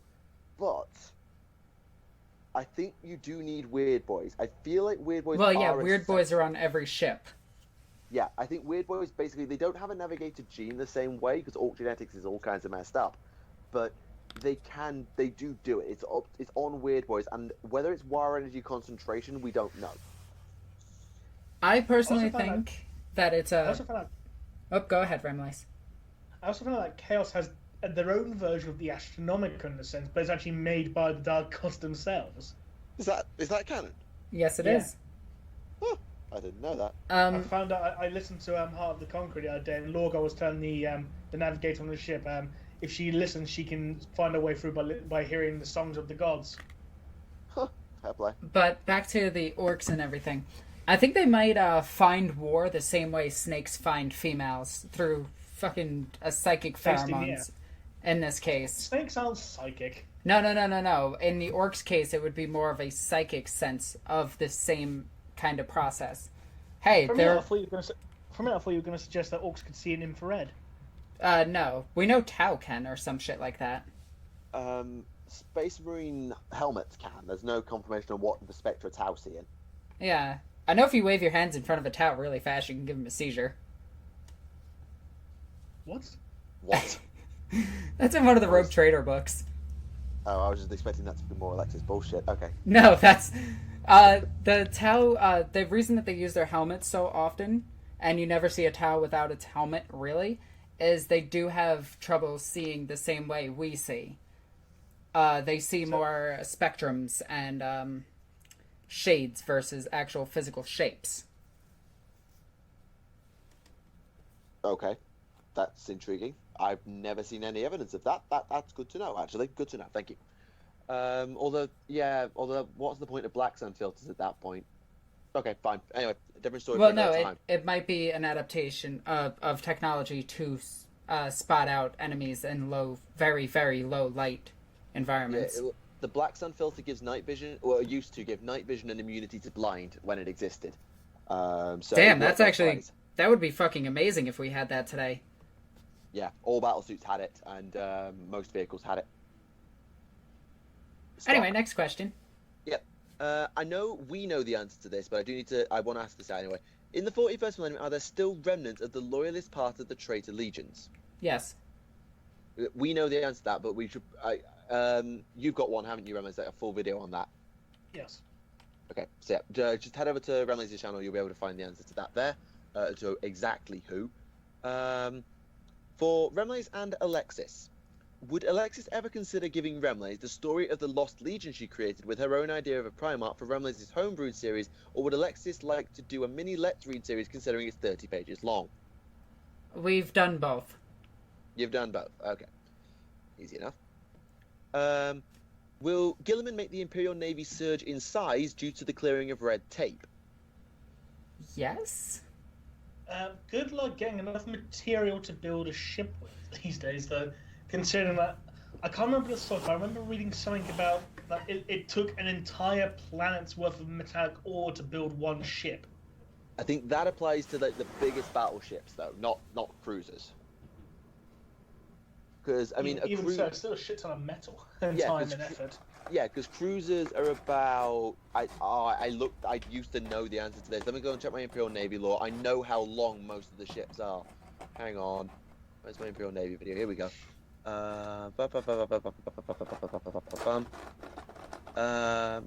Yeah. So, battleships are about 5 miles long Yep. on average. So, cruisers probably don't need loads, but yeah, 5 miles and then plus across ways and up ways on a battleship. Yeah, that's going to be a lot of material. Okay, here we go. What if Slaanesh was never born and the Eldar never fell? How would that affect the universe and the rise of the Imperium? Assuming Slaanesh was never born, we're going to assume that the warp storms were never generated to separate all the human inhabited worlds. So No, wasn't the birth of Slaanesh the thing that cleared those warp storms and ended the Age of Yes. Strife? well, prior to the Great Crusade, you had the Great Expansion, which is humanity started colonizing the galaxy. Then the warp storms began to, due to Slaanesh beginning to dream, and she was close to being born. And then the Eldar started going mad and started slaughtering each other. And that's then, the Age of Strife. Yeah, and then she goes, boom, I'm awake, I'm fabulous! And then warp storm's gone, and Emperor goes, right, I'm going to get all my shit back now. So, since we're not going to have those warp storms, there's going to be no hindrance to the expansion of humanity, or humanity's not going to be cut off. So, humanity will probably be a bit more unified, but that means they're going to come into combat with a fully powered up Eldar Empire. Yeah, actually, the question then comes, because the Emperor emerged toward the end of the Age of Strife, right? Yes, With all during the- the Unification Wars. Yeah, I wasn't sure if the Unification Wars took place. Well, there was the Unification Wars took place post Slaanesh, but was the Emperor actually around pre Slaanesh? We don't have a date. Yes, on when the he Emperor popped up, was alive pre-Slaanesh. around. Yes, revealed though. Was he revealed? No. Like, was he out in public before Slaanesh was born? Because there's an argument to be made that if those warp storms never happen, yes, the Imperium is going to, or the humans are going to crash headlong into the full-powered Eldar, but there's an argument the Emperor's never going to show up. Because, sure, humanity's going to get smacked around a bit by the Eldar, but as long as they're not, like, threatened with extinction and or royally screwed, why would he need to show up? I still think he would show up. Eventually, maybe, but I feel like it might take until like the Eldar would have to. It might end up being once humanity starts discovering, like maybe if word gets back to Terra or something like that, like oh, there's these aliens that are kicking the shit out of us, in the galactic northwest, and the Emperor like, oh, don't like the sound of that. Well, time to make some Thunder Warriors, unite humanity, kick the shit out of those pointy-eared bastards. Actually, that's a point too. Would he be able to make the Thunder Warriors or the Primarchs? Or the Webway project. Indeed. Because it took a pact with the Chaos Gods to create the Primarch, so it's arguable that Slaanesh was necessary for that. But the Thunder Warriors themselves were not created in the same way as the Primarchs. No, so they? we would have Primarchs that are all descendant of the Emperor's own genes. Like, just strictly his genes. And you'd have Either that, or we'd have legions of more stable Thunder Warriors. Oh, that would be terrifying. Well, let's be honest, you've got the fully powered Eldar Empire. You need it. And bear in mind, these are all going to be. This is going to be essentially the Dark Eldar Empire because all the Eldar are hedonistic. Go into excess. Killing, that's fun. Then fuck the corpse. More Dark Eldar-esque behavior. That's going to be more terrifying than dealing with an Empire of Craftworld Eldar, let's be honest. Well, the thing is, it's not just a Dark Eldar. This is a fully psychic Dark Eldar Empire. That's even more terrifying. Would the Sisters of Silence exist? And on the downside as well, that would also mean there would be no Eldar avatars. Why? Slaanesh... Slaanesh killed Cain. You're right. The Eldar Pantheon would still exist. Slaanesh killed shattered Cain, and Cain's fragments became the avatars. Also, you'd have a fully powered up Wa to deal with. No Wraith units. Yeah. That is such an in-depth question. Wow. Okay, thank you for that question. I really like that. I'm gonna have to make a video on that. Definitely. Yeah, thank you for that. Yes, thank you. I'm not going to do shout-outs, but yeah. Anyway, moving on. Do you think that Black Library will publish a series based around the Age of Apostasy or Reign of Blood in a similar manner to the Beast Arises or Horus Heresy series? Oh, I hope so. We can only hope. We can only hope. Agreed. Okay. Could demons of a very specific traits of the Chaos Gods exist? For example, Slaanesh is technically a goddess thing of love and emotion. So a demonette that is specifically caring and tender, could that exist? Yes. Yes. Okay. In fact, my demon is a demon of pride, and strictly pride. Each demon has... There are unique demons that don't fit the typical mold of a particular Chaos God, or just radically different, or just more extreme. So having... Because if you look at Slaanesh, for example, basically it's, it's about pleasure, excess, and that can be anything in regards to, it can be sex, drugs, music, food, art, poetry, perfection, The works. everything. Which can include things like, being proud that you're holding your firstborn child for the first time, or being so happy that you're in love with so and so, and Yeah. there'll be things all about that just fleshed out in all Slaanesh's demons. I mean, if you look at demons like Beasts of Nurgle, for example, huge, gigantic killer slug monsters, they love you. They just want to play with you. They just kill everything they play with by accident, and they feel sad, and they move on, and then go and play with someone else, and then kill them. Yeah, pretty much. Yeah, that is intriguing. Will we be playing 8th edition together, and if so, who would win? Well, the answer to the first question is probably not, because logistics. Actually, yes. We will be. Oh, you two probably will, but I might well have left the country by that point. No, I'm purposely planning my trip for August just to see you as well. Oh, snap. Okay, then it should be a thing. As if who would win? Well, Alexis wins hands down, because she's willing to do the things that none of us else will. Yeah, that came out so wrong, didn't it? That's sad. Oh my god! I done fucked up. I'm sorry.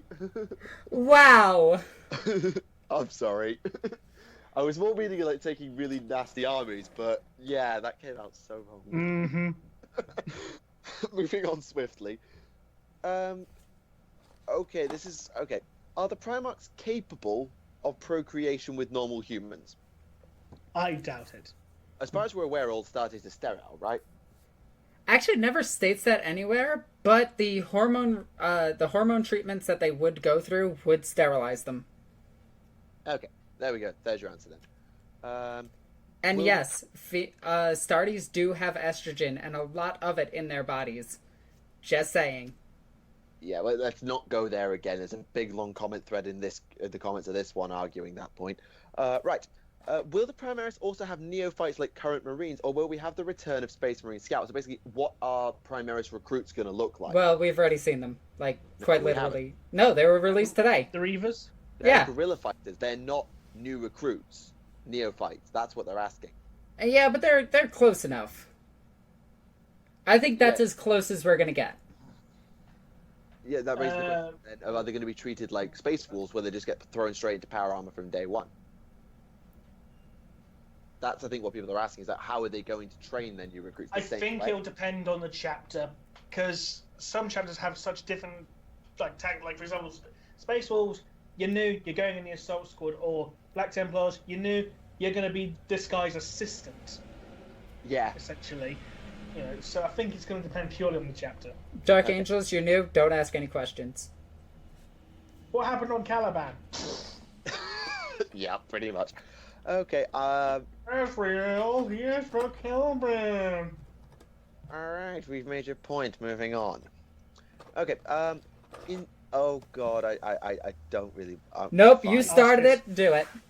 In the same way Kurz devised nightmare scenarios and tortures to break the mind of Vulcan, if you three had to break the minds and souls of the others, what tortures would you devise? Oh, you two are fucked.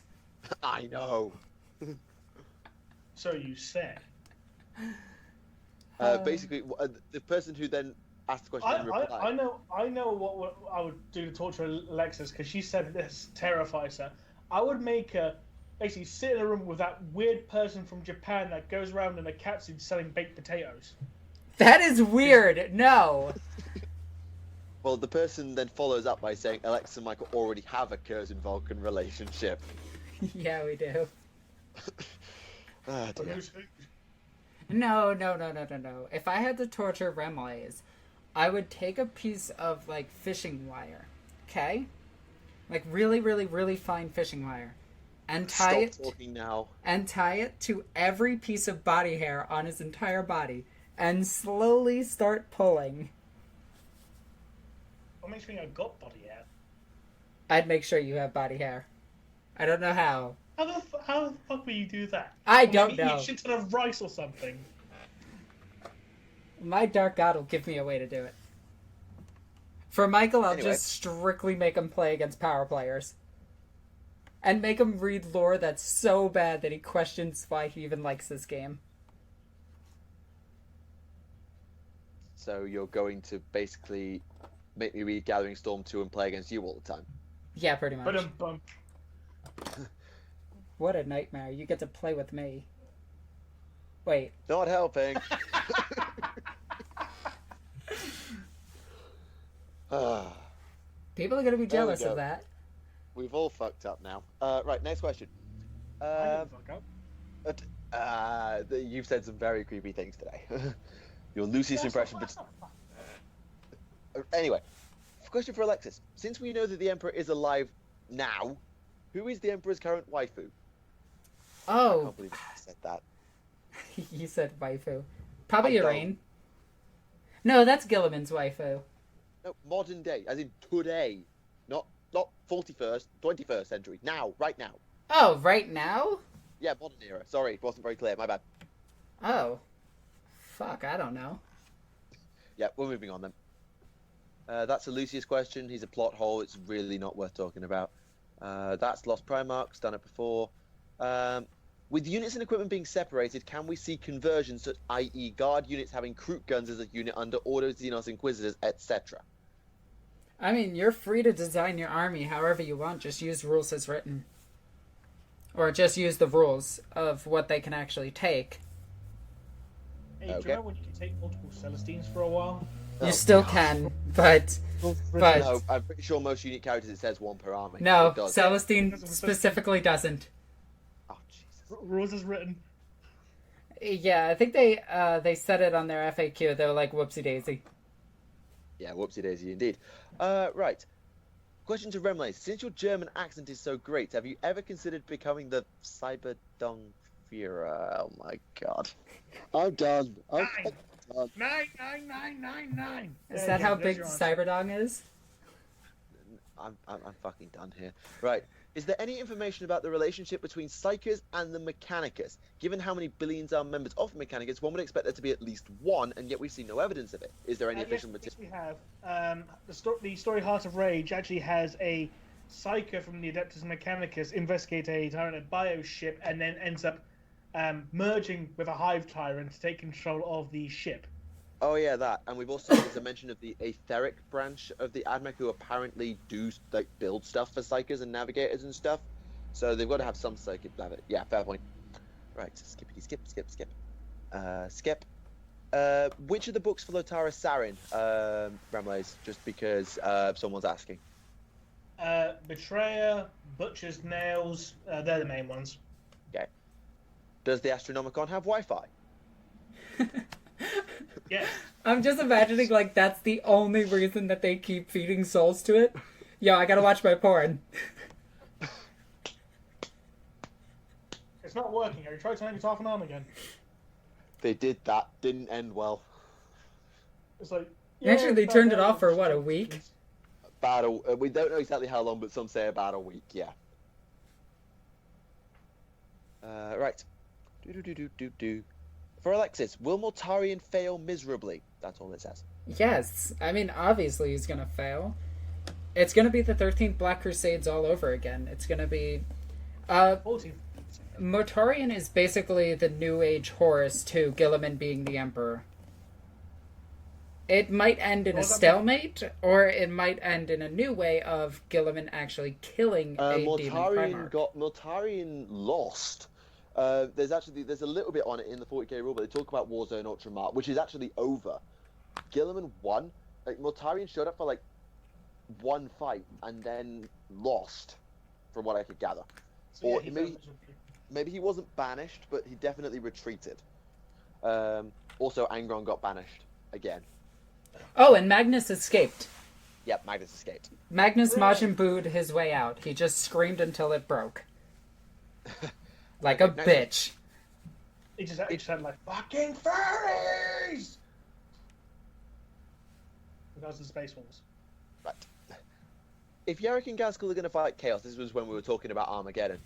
What would you think of a scene with the two of them sitting on Yarrick's Bane Blade, the Fortress of Arrogance, drinking beer and watching the remains of Chaos forces burn? That would be amazing. I can imagine guys would go, this was a good fight. This was a right You're proper right. fight. You're right. I'm just imagining though, like Gaskell would look at the Imperial forces and just be like, you know what? I'm gonna let you rebuild. You got this. Like I'll come back. I'll come back. I'll come back next week and then deck you. Yeah. Okay. Are we on for next week? Give us a decade, all right. Give us a decade. Oh, but you're a human. You squishy. Nah, man. You've been keeping me alive. Aye. Yeah. Also, by Alpha's TTS cannon, we could actually see like a Yarrick infused or an Orc infused Yarrick by TTS cannon. Just saying. Anyway, moving on. Would the Sisters of Silence consider the Sisters of Battle as their quote-unquote little sisters? No. Just flat out no. Just flat out no. Yep. They just consider them comrades, and that's it. Okay. Yep. That's a bunch of Primarch 1v1 fights. Khan versus Human Fulgrim, probably Khan. Perturaba v Manus, probably that's got stats on that one. There's Math Hammer for that. Korax v Kurz, there's Math Hammer on that. Russ v Angron, Russ wins every time. Magnus v Lorgar, if Lorgar's not using Psychic, Magnus wins. Right. Is the Tyrant Star going to be more of a threat now that things are getting worse? What the I hope hell? so. What the hell is the Tyrant Star? I remember hearing about it. I just don't know what it It's is. the Malal thing. It's Malau. Oh. The Aw. black and white star that causes anarchy and disarray wherever it passes, forcing people to turn on each other. Aw, it's adorable. And we know that Malice is canon. I proved it. I showed you the book. I showed you the page. I showed you the quote. Still not canon. Oh, he's canon. As they rewrite that book and put no longer canon. They're not going to rewrite the book. Literally got republished like the other month. I'm just imagining like Remley's just crying if that happens. Anyway, Coding is no longer a thing. we should keep pushing on because we're a little bit low on time.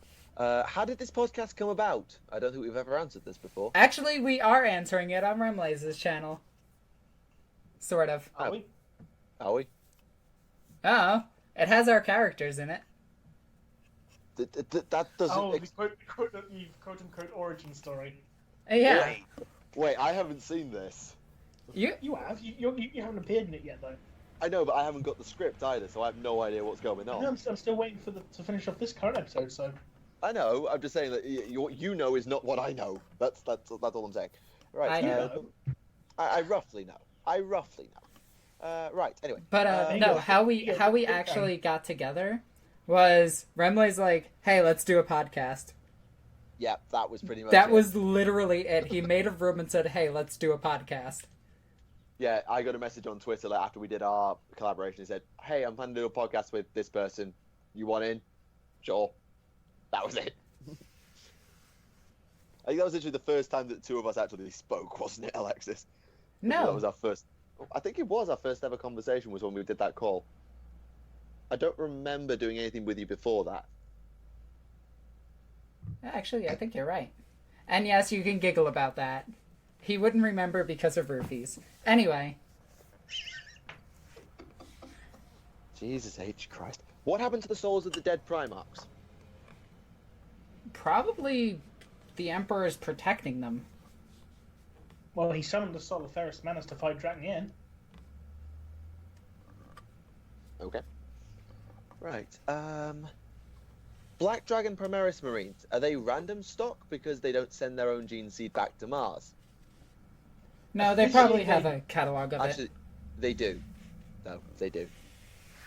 It's just very weird that they got all these mutations. Like, oh, your gene seed's pure, but you've got horns and baraka blades and a forked tongue and fangs. You're also like 9 That foot can't be tall. No, they're actually 10 feet tall. They're 3 meters. Oh yeah. No, heck.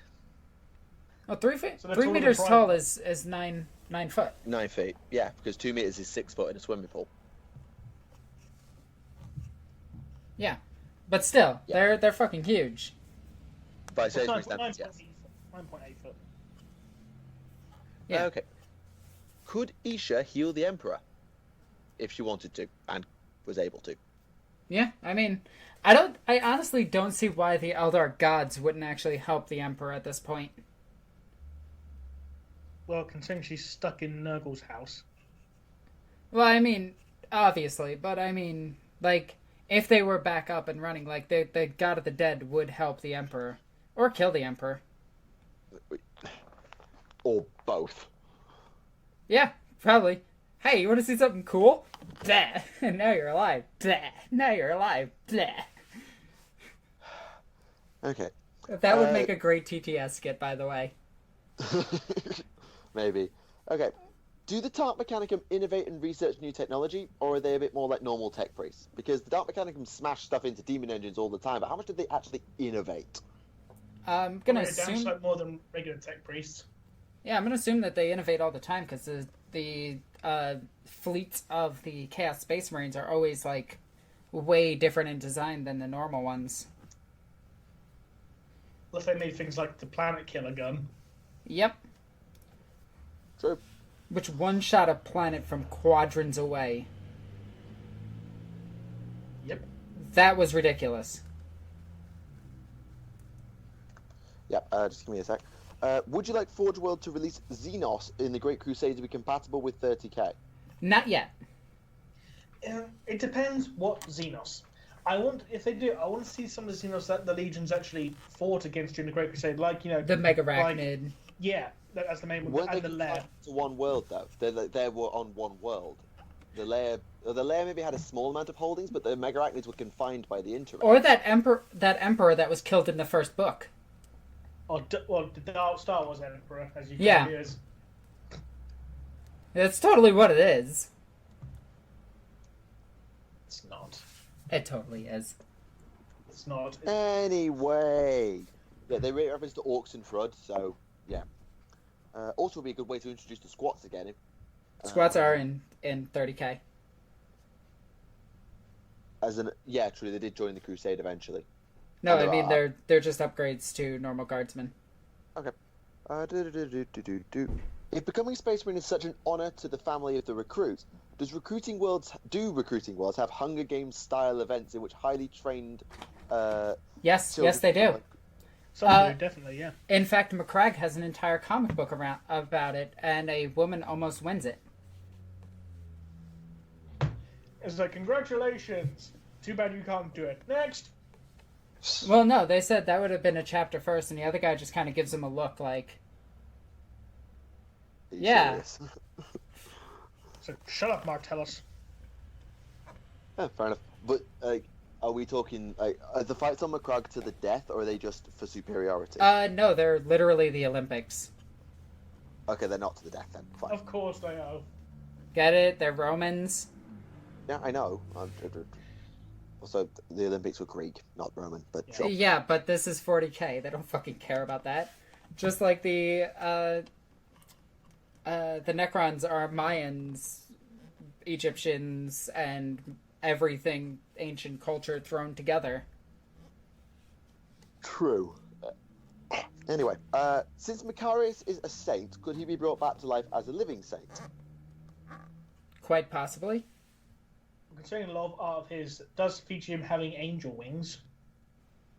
That artwork in particular, I believe, is the front of the first Macarius, but where he stood in front of a Baneblade, right? Yep. Except that Baneblade just had a whack off a keeler, I think, on the front of it. It wasn't actual angel wings. No, he actually had angel wings come from his back. I'm pretty sure. Actually- I've got the book in front of me, so I can check it myself. Well, let's just Google it really quickly, and we can. No, we you're can see right. it. That's proper angel wings. No, wait. That's a whack off Aquila. Hang on. It's a whack off Aquila because it's got like the bit at the bottom that looks like the Aquila's feet, but then it's also just massive wings. I'm doubly confused now. Well, considering he's standing right next to the turret, and the wings are going above the turret, and then off to the which is in the center, and you got the other wing going off the other side of the tank. Yeah, you're right. I mean, now all he has to do is possess some armor and become a living saint. Right. Okay. Next question. How strict is the divisions between the Ordos and the Inquisition, i.e. can a witch hunter track down towers, Xenos hunter fight demons, etc.? The answer is they can change between the Ordos anytime they like. Yep. Prime example being Eisenhorn, who's been all three, or the main Ordo Majoris. Okay. For Ramlays, are there any theories that looking back on you feel are a bit of a stretch or borderline guaranteed not to be true? Not including the things that have been disproved more recently, but like stuff that you think that was a bit of a stretch. Yes. there's always going to be some that are a stretch, but just interesting to look at anyway. In fact, I'll probably bring up an example. Let me just go into my playlist and have a look. Like for example, where is it? Like the theory about Rogel Dawn retreating to Terra to become the Captain General of the Custodes is a bit of a stretch, but then again, it's not entirely unprecedented because he's never been confirmed. They just lost his hand, and we know that Constantine Valdor did step down as Captain General of the Custodes after the Horus Heresy because he failed the Emperor in his eyes. I didn't know that. Fair enough. Yeah, he stepped down, so Rogel Dawn got easily taken his place. Yeah, who better than the Emperor's son? I mean, but it is a little bit of a far-fetched, and just like the Primarchs being the embodiments of the Emperor's emotions. That's a little bit of a stretch, but not entirely unprecedented. True. That's a question about the Conqueror. We actually answered this earlier because the Conqueror you said blew up, didn't it? No, it didn't blow up completely. It was just some major catastrophic damage. In which case, is it still around and okay, the question goes, is it still around, and if so, is Saren still its captain, and if so, will she have merged with the ship? It's still around, but it's changed hands numerous times between different Chaos Lords. So the answer officially is unknown, but I will be doing a video on it in a few weeks, Okay. so stay tuned. Okay, this is interesting. Could Tzeentch make a plague or virus that is constantly changing into a new, more painful form of the original strain? If so, could he affect Nurgle, and would Nurgle be able to feel it? Like, feel pain from it? Something that I can imagine Tzeentch and Nurgle may be working together on, but that being said, they hate each other. Well, all the Chaos Gods hate each other. Yeah, but like, Tzeentch and Nurgle hate each other because they're like opposites. Like, Tzeentch is change and Nurgle's stagnation.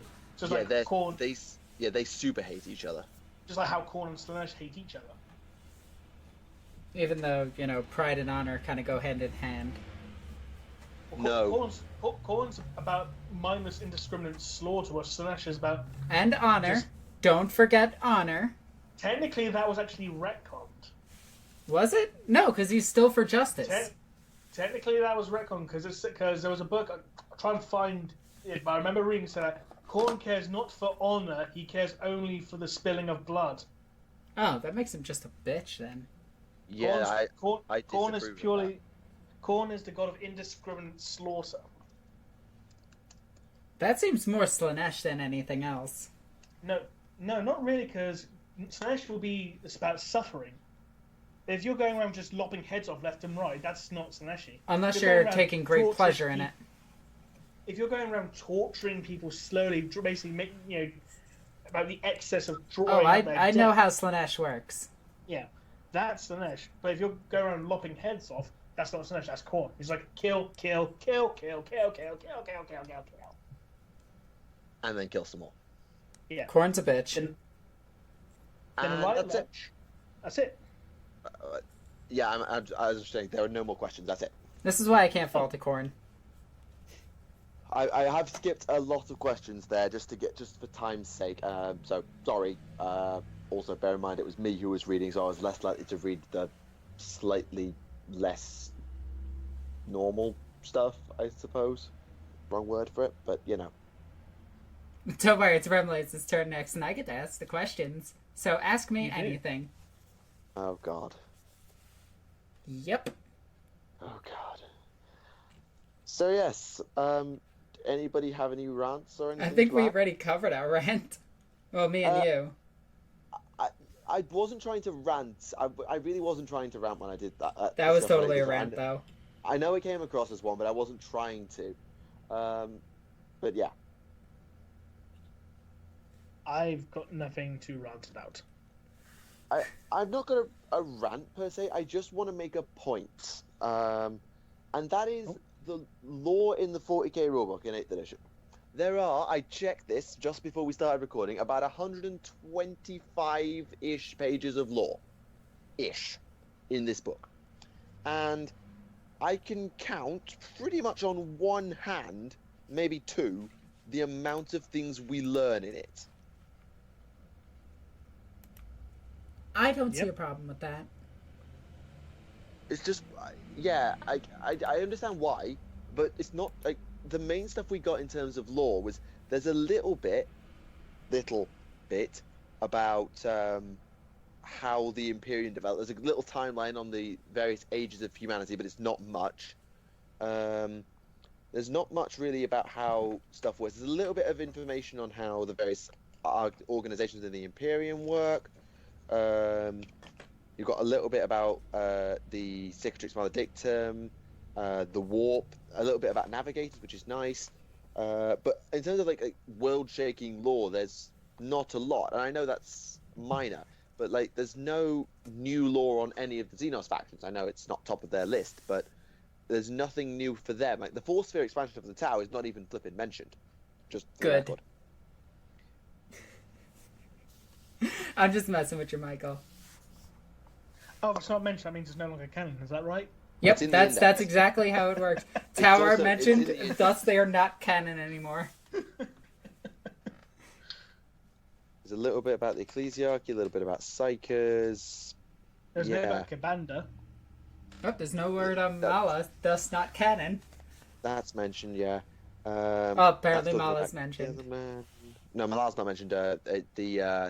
What was the other thing? Oh God. Kabanda. Commander's mentioned, yeah. Commander's mentioned. But yeah, the rulebook does not have a lot of the rulebook and the indexes don't have that much fluff in them at all. And I personally like that a little bit better because it did make the prices drop quite a bit. The Yes, thing is, they like, could more have than half added the a book- lot more to the fluff pages that were in there. Yeah, they just feel like a bit shallow. I agree. Like, I would like to know where the hell penitent engines came from, since there is no fluff on them whatsoever. Yeah, and it talks about Gene Seed. There's an entire page dedicated to Gene Seed, and yet it's not a single organ is mentioned by name, and none of the new ones that the Primaris Marines got are named. None of the process really much is Oh. named. Oh no, I tell you that. There's a mention of a second heart. So I thought of this. the other day, and it was really funny because somebody brought this to my attention. You know Deathwing Black Shields, right? Deathwing Black Shields don't exist. Deathwatch Black Deathwatch. Shields. God fucking Yep. damn. Death. Yep. Anyway, Got you. you know how they can be fallen Marines, right? I believe this to be true. Deathwatch. Yes. You mean Deathwatch? Yeah, Deathwatch Black Shields. They can be like renegades. Okay? That have Yes. rejoined the Deathwatch. Yes. Yes. Okay, so what if one of them came back from a Slaanesh Marine cult, and Slaanesh changed them so that they're female, and then when they became a Black Shield, they then became a renegade and used their gene seed to create more Space Marines? Who's going to harvest their gene seed? Well, there are several Space Marine chapters that have just developed from one person. You'd still need someone to harvest the gene seed. Yeah. You would just need a tech not a And tech. let's be honest. If you get an apothecary going up to this space marine and say, right, can you move your helmet so I can take your progenoid glands out? Hang on, you're a bloody woman. I'm pretty sure that. There would be an eyebrow raised, if nothing else. And that being said, they would have to run tests on it to make sure the gene seed was pure enough to found a chapter with. But either And, way, if you want some good fluff for your chapter for founding your own stuff, for forging a narrative, there you go. Yeah. We also learned that Mark X power armor doesn't have a single title, so like there's no like the Tacticus armor is only for intercessor squads, for example, which is intriguing. Yeah. There's no mention of the fact the Ultramarines now have 11 companies, which they do, which is mentioned in Dark Imperium. That's not 15 mentioned. companies for Space Wolves. Just don't count from 3 to the 15th, because they're Well, gone. yeah, it talks about the 10 companies of the Ultramarines here, but we know in Dark Imperium that the captain was the 11th captain. Like, no. Yeah, there's also the Blood Angels that lost 13 freaking captains or something like that, or 8 captains. Yeah, they lost Most of them got eaten. They lost a ton of them to tyranids. And I'm just imagining this Marinus Colgar just still sitting on the ship like, I ain't going down there. Fuck that Swarmlord is down there. Look, he's fucking up other guys. You do realize they did have another fight and Calgar won it. Nope, doesn't count. Wait, when did the Also- Swarmlord and him have another fight? I could have sworn that there was a second fight where the two did fight again. I could have sworn. I could be wrong on that, but I swear the two of them have fought again. And then it turns out it's not the Swarm Lord, it's actually the Dagon Overlord instead. Ha. Yo, the Dagon We need Overlord to- needs fluff, needs actual He models. needs a mod. Yeah. Although He his needs a weapon is included in the Tyranid Index. I thought. special character rules.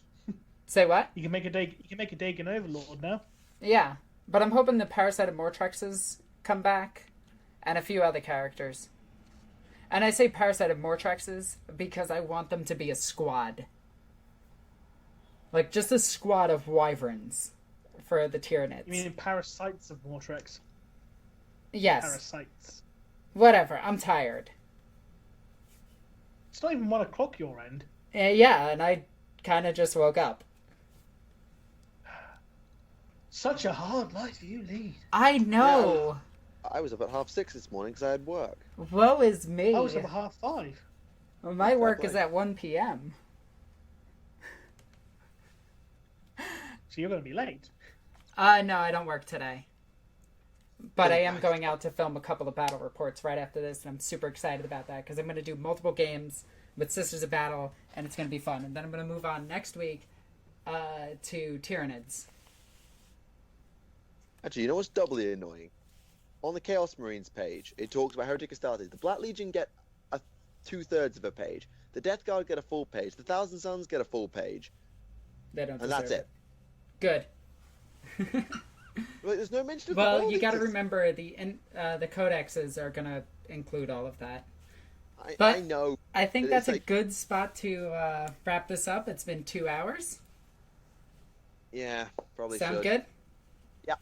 Sound good. Anyway, guys, thank you for joining us for another episode of Adeptus Podcastus. Me and Michael still have not killed each other. Yes. Yeah, I apologize for my. I'm going to say behavior this time. I was His definitely not bitching. my best. I was trying not to, but yes. And keep in mind, at the end of the day, me and Michael are really good friends. Like, this is how we work. Anyway, you guys want to say goodbyes? Wow, fuck both of you. I'm Alexis the Ego Queen. I love you guys. Bye!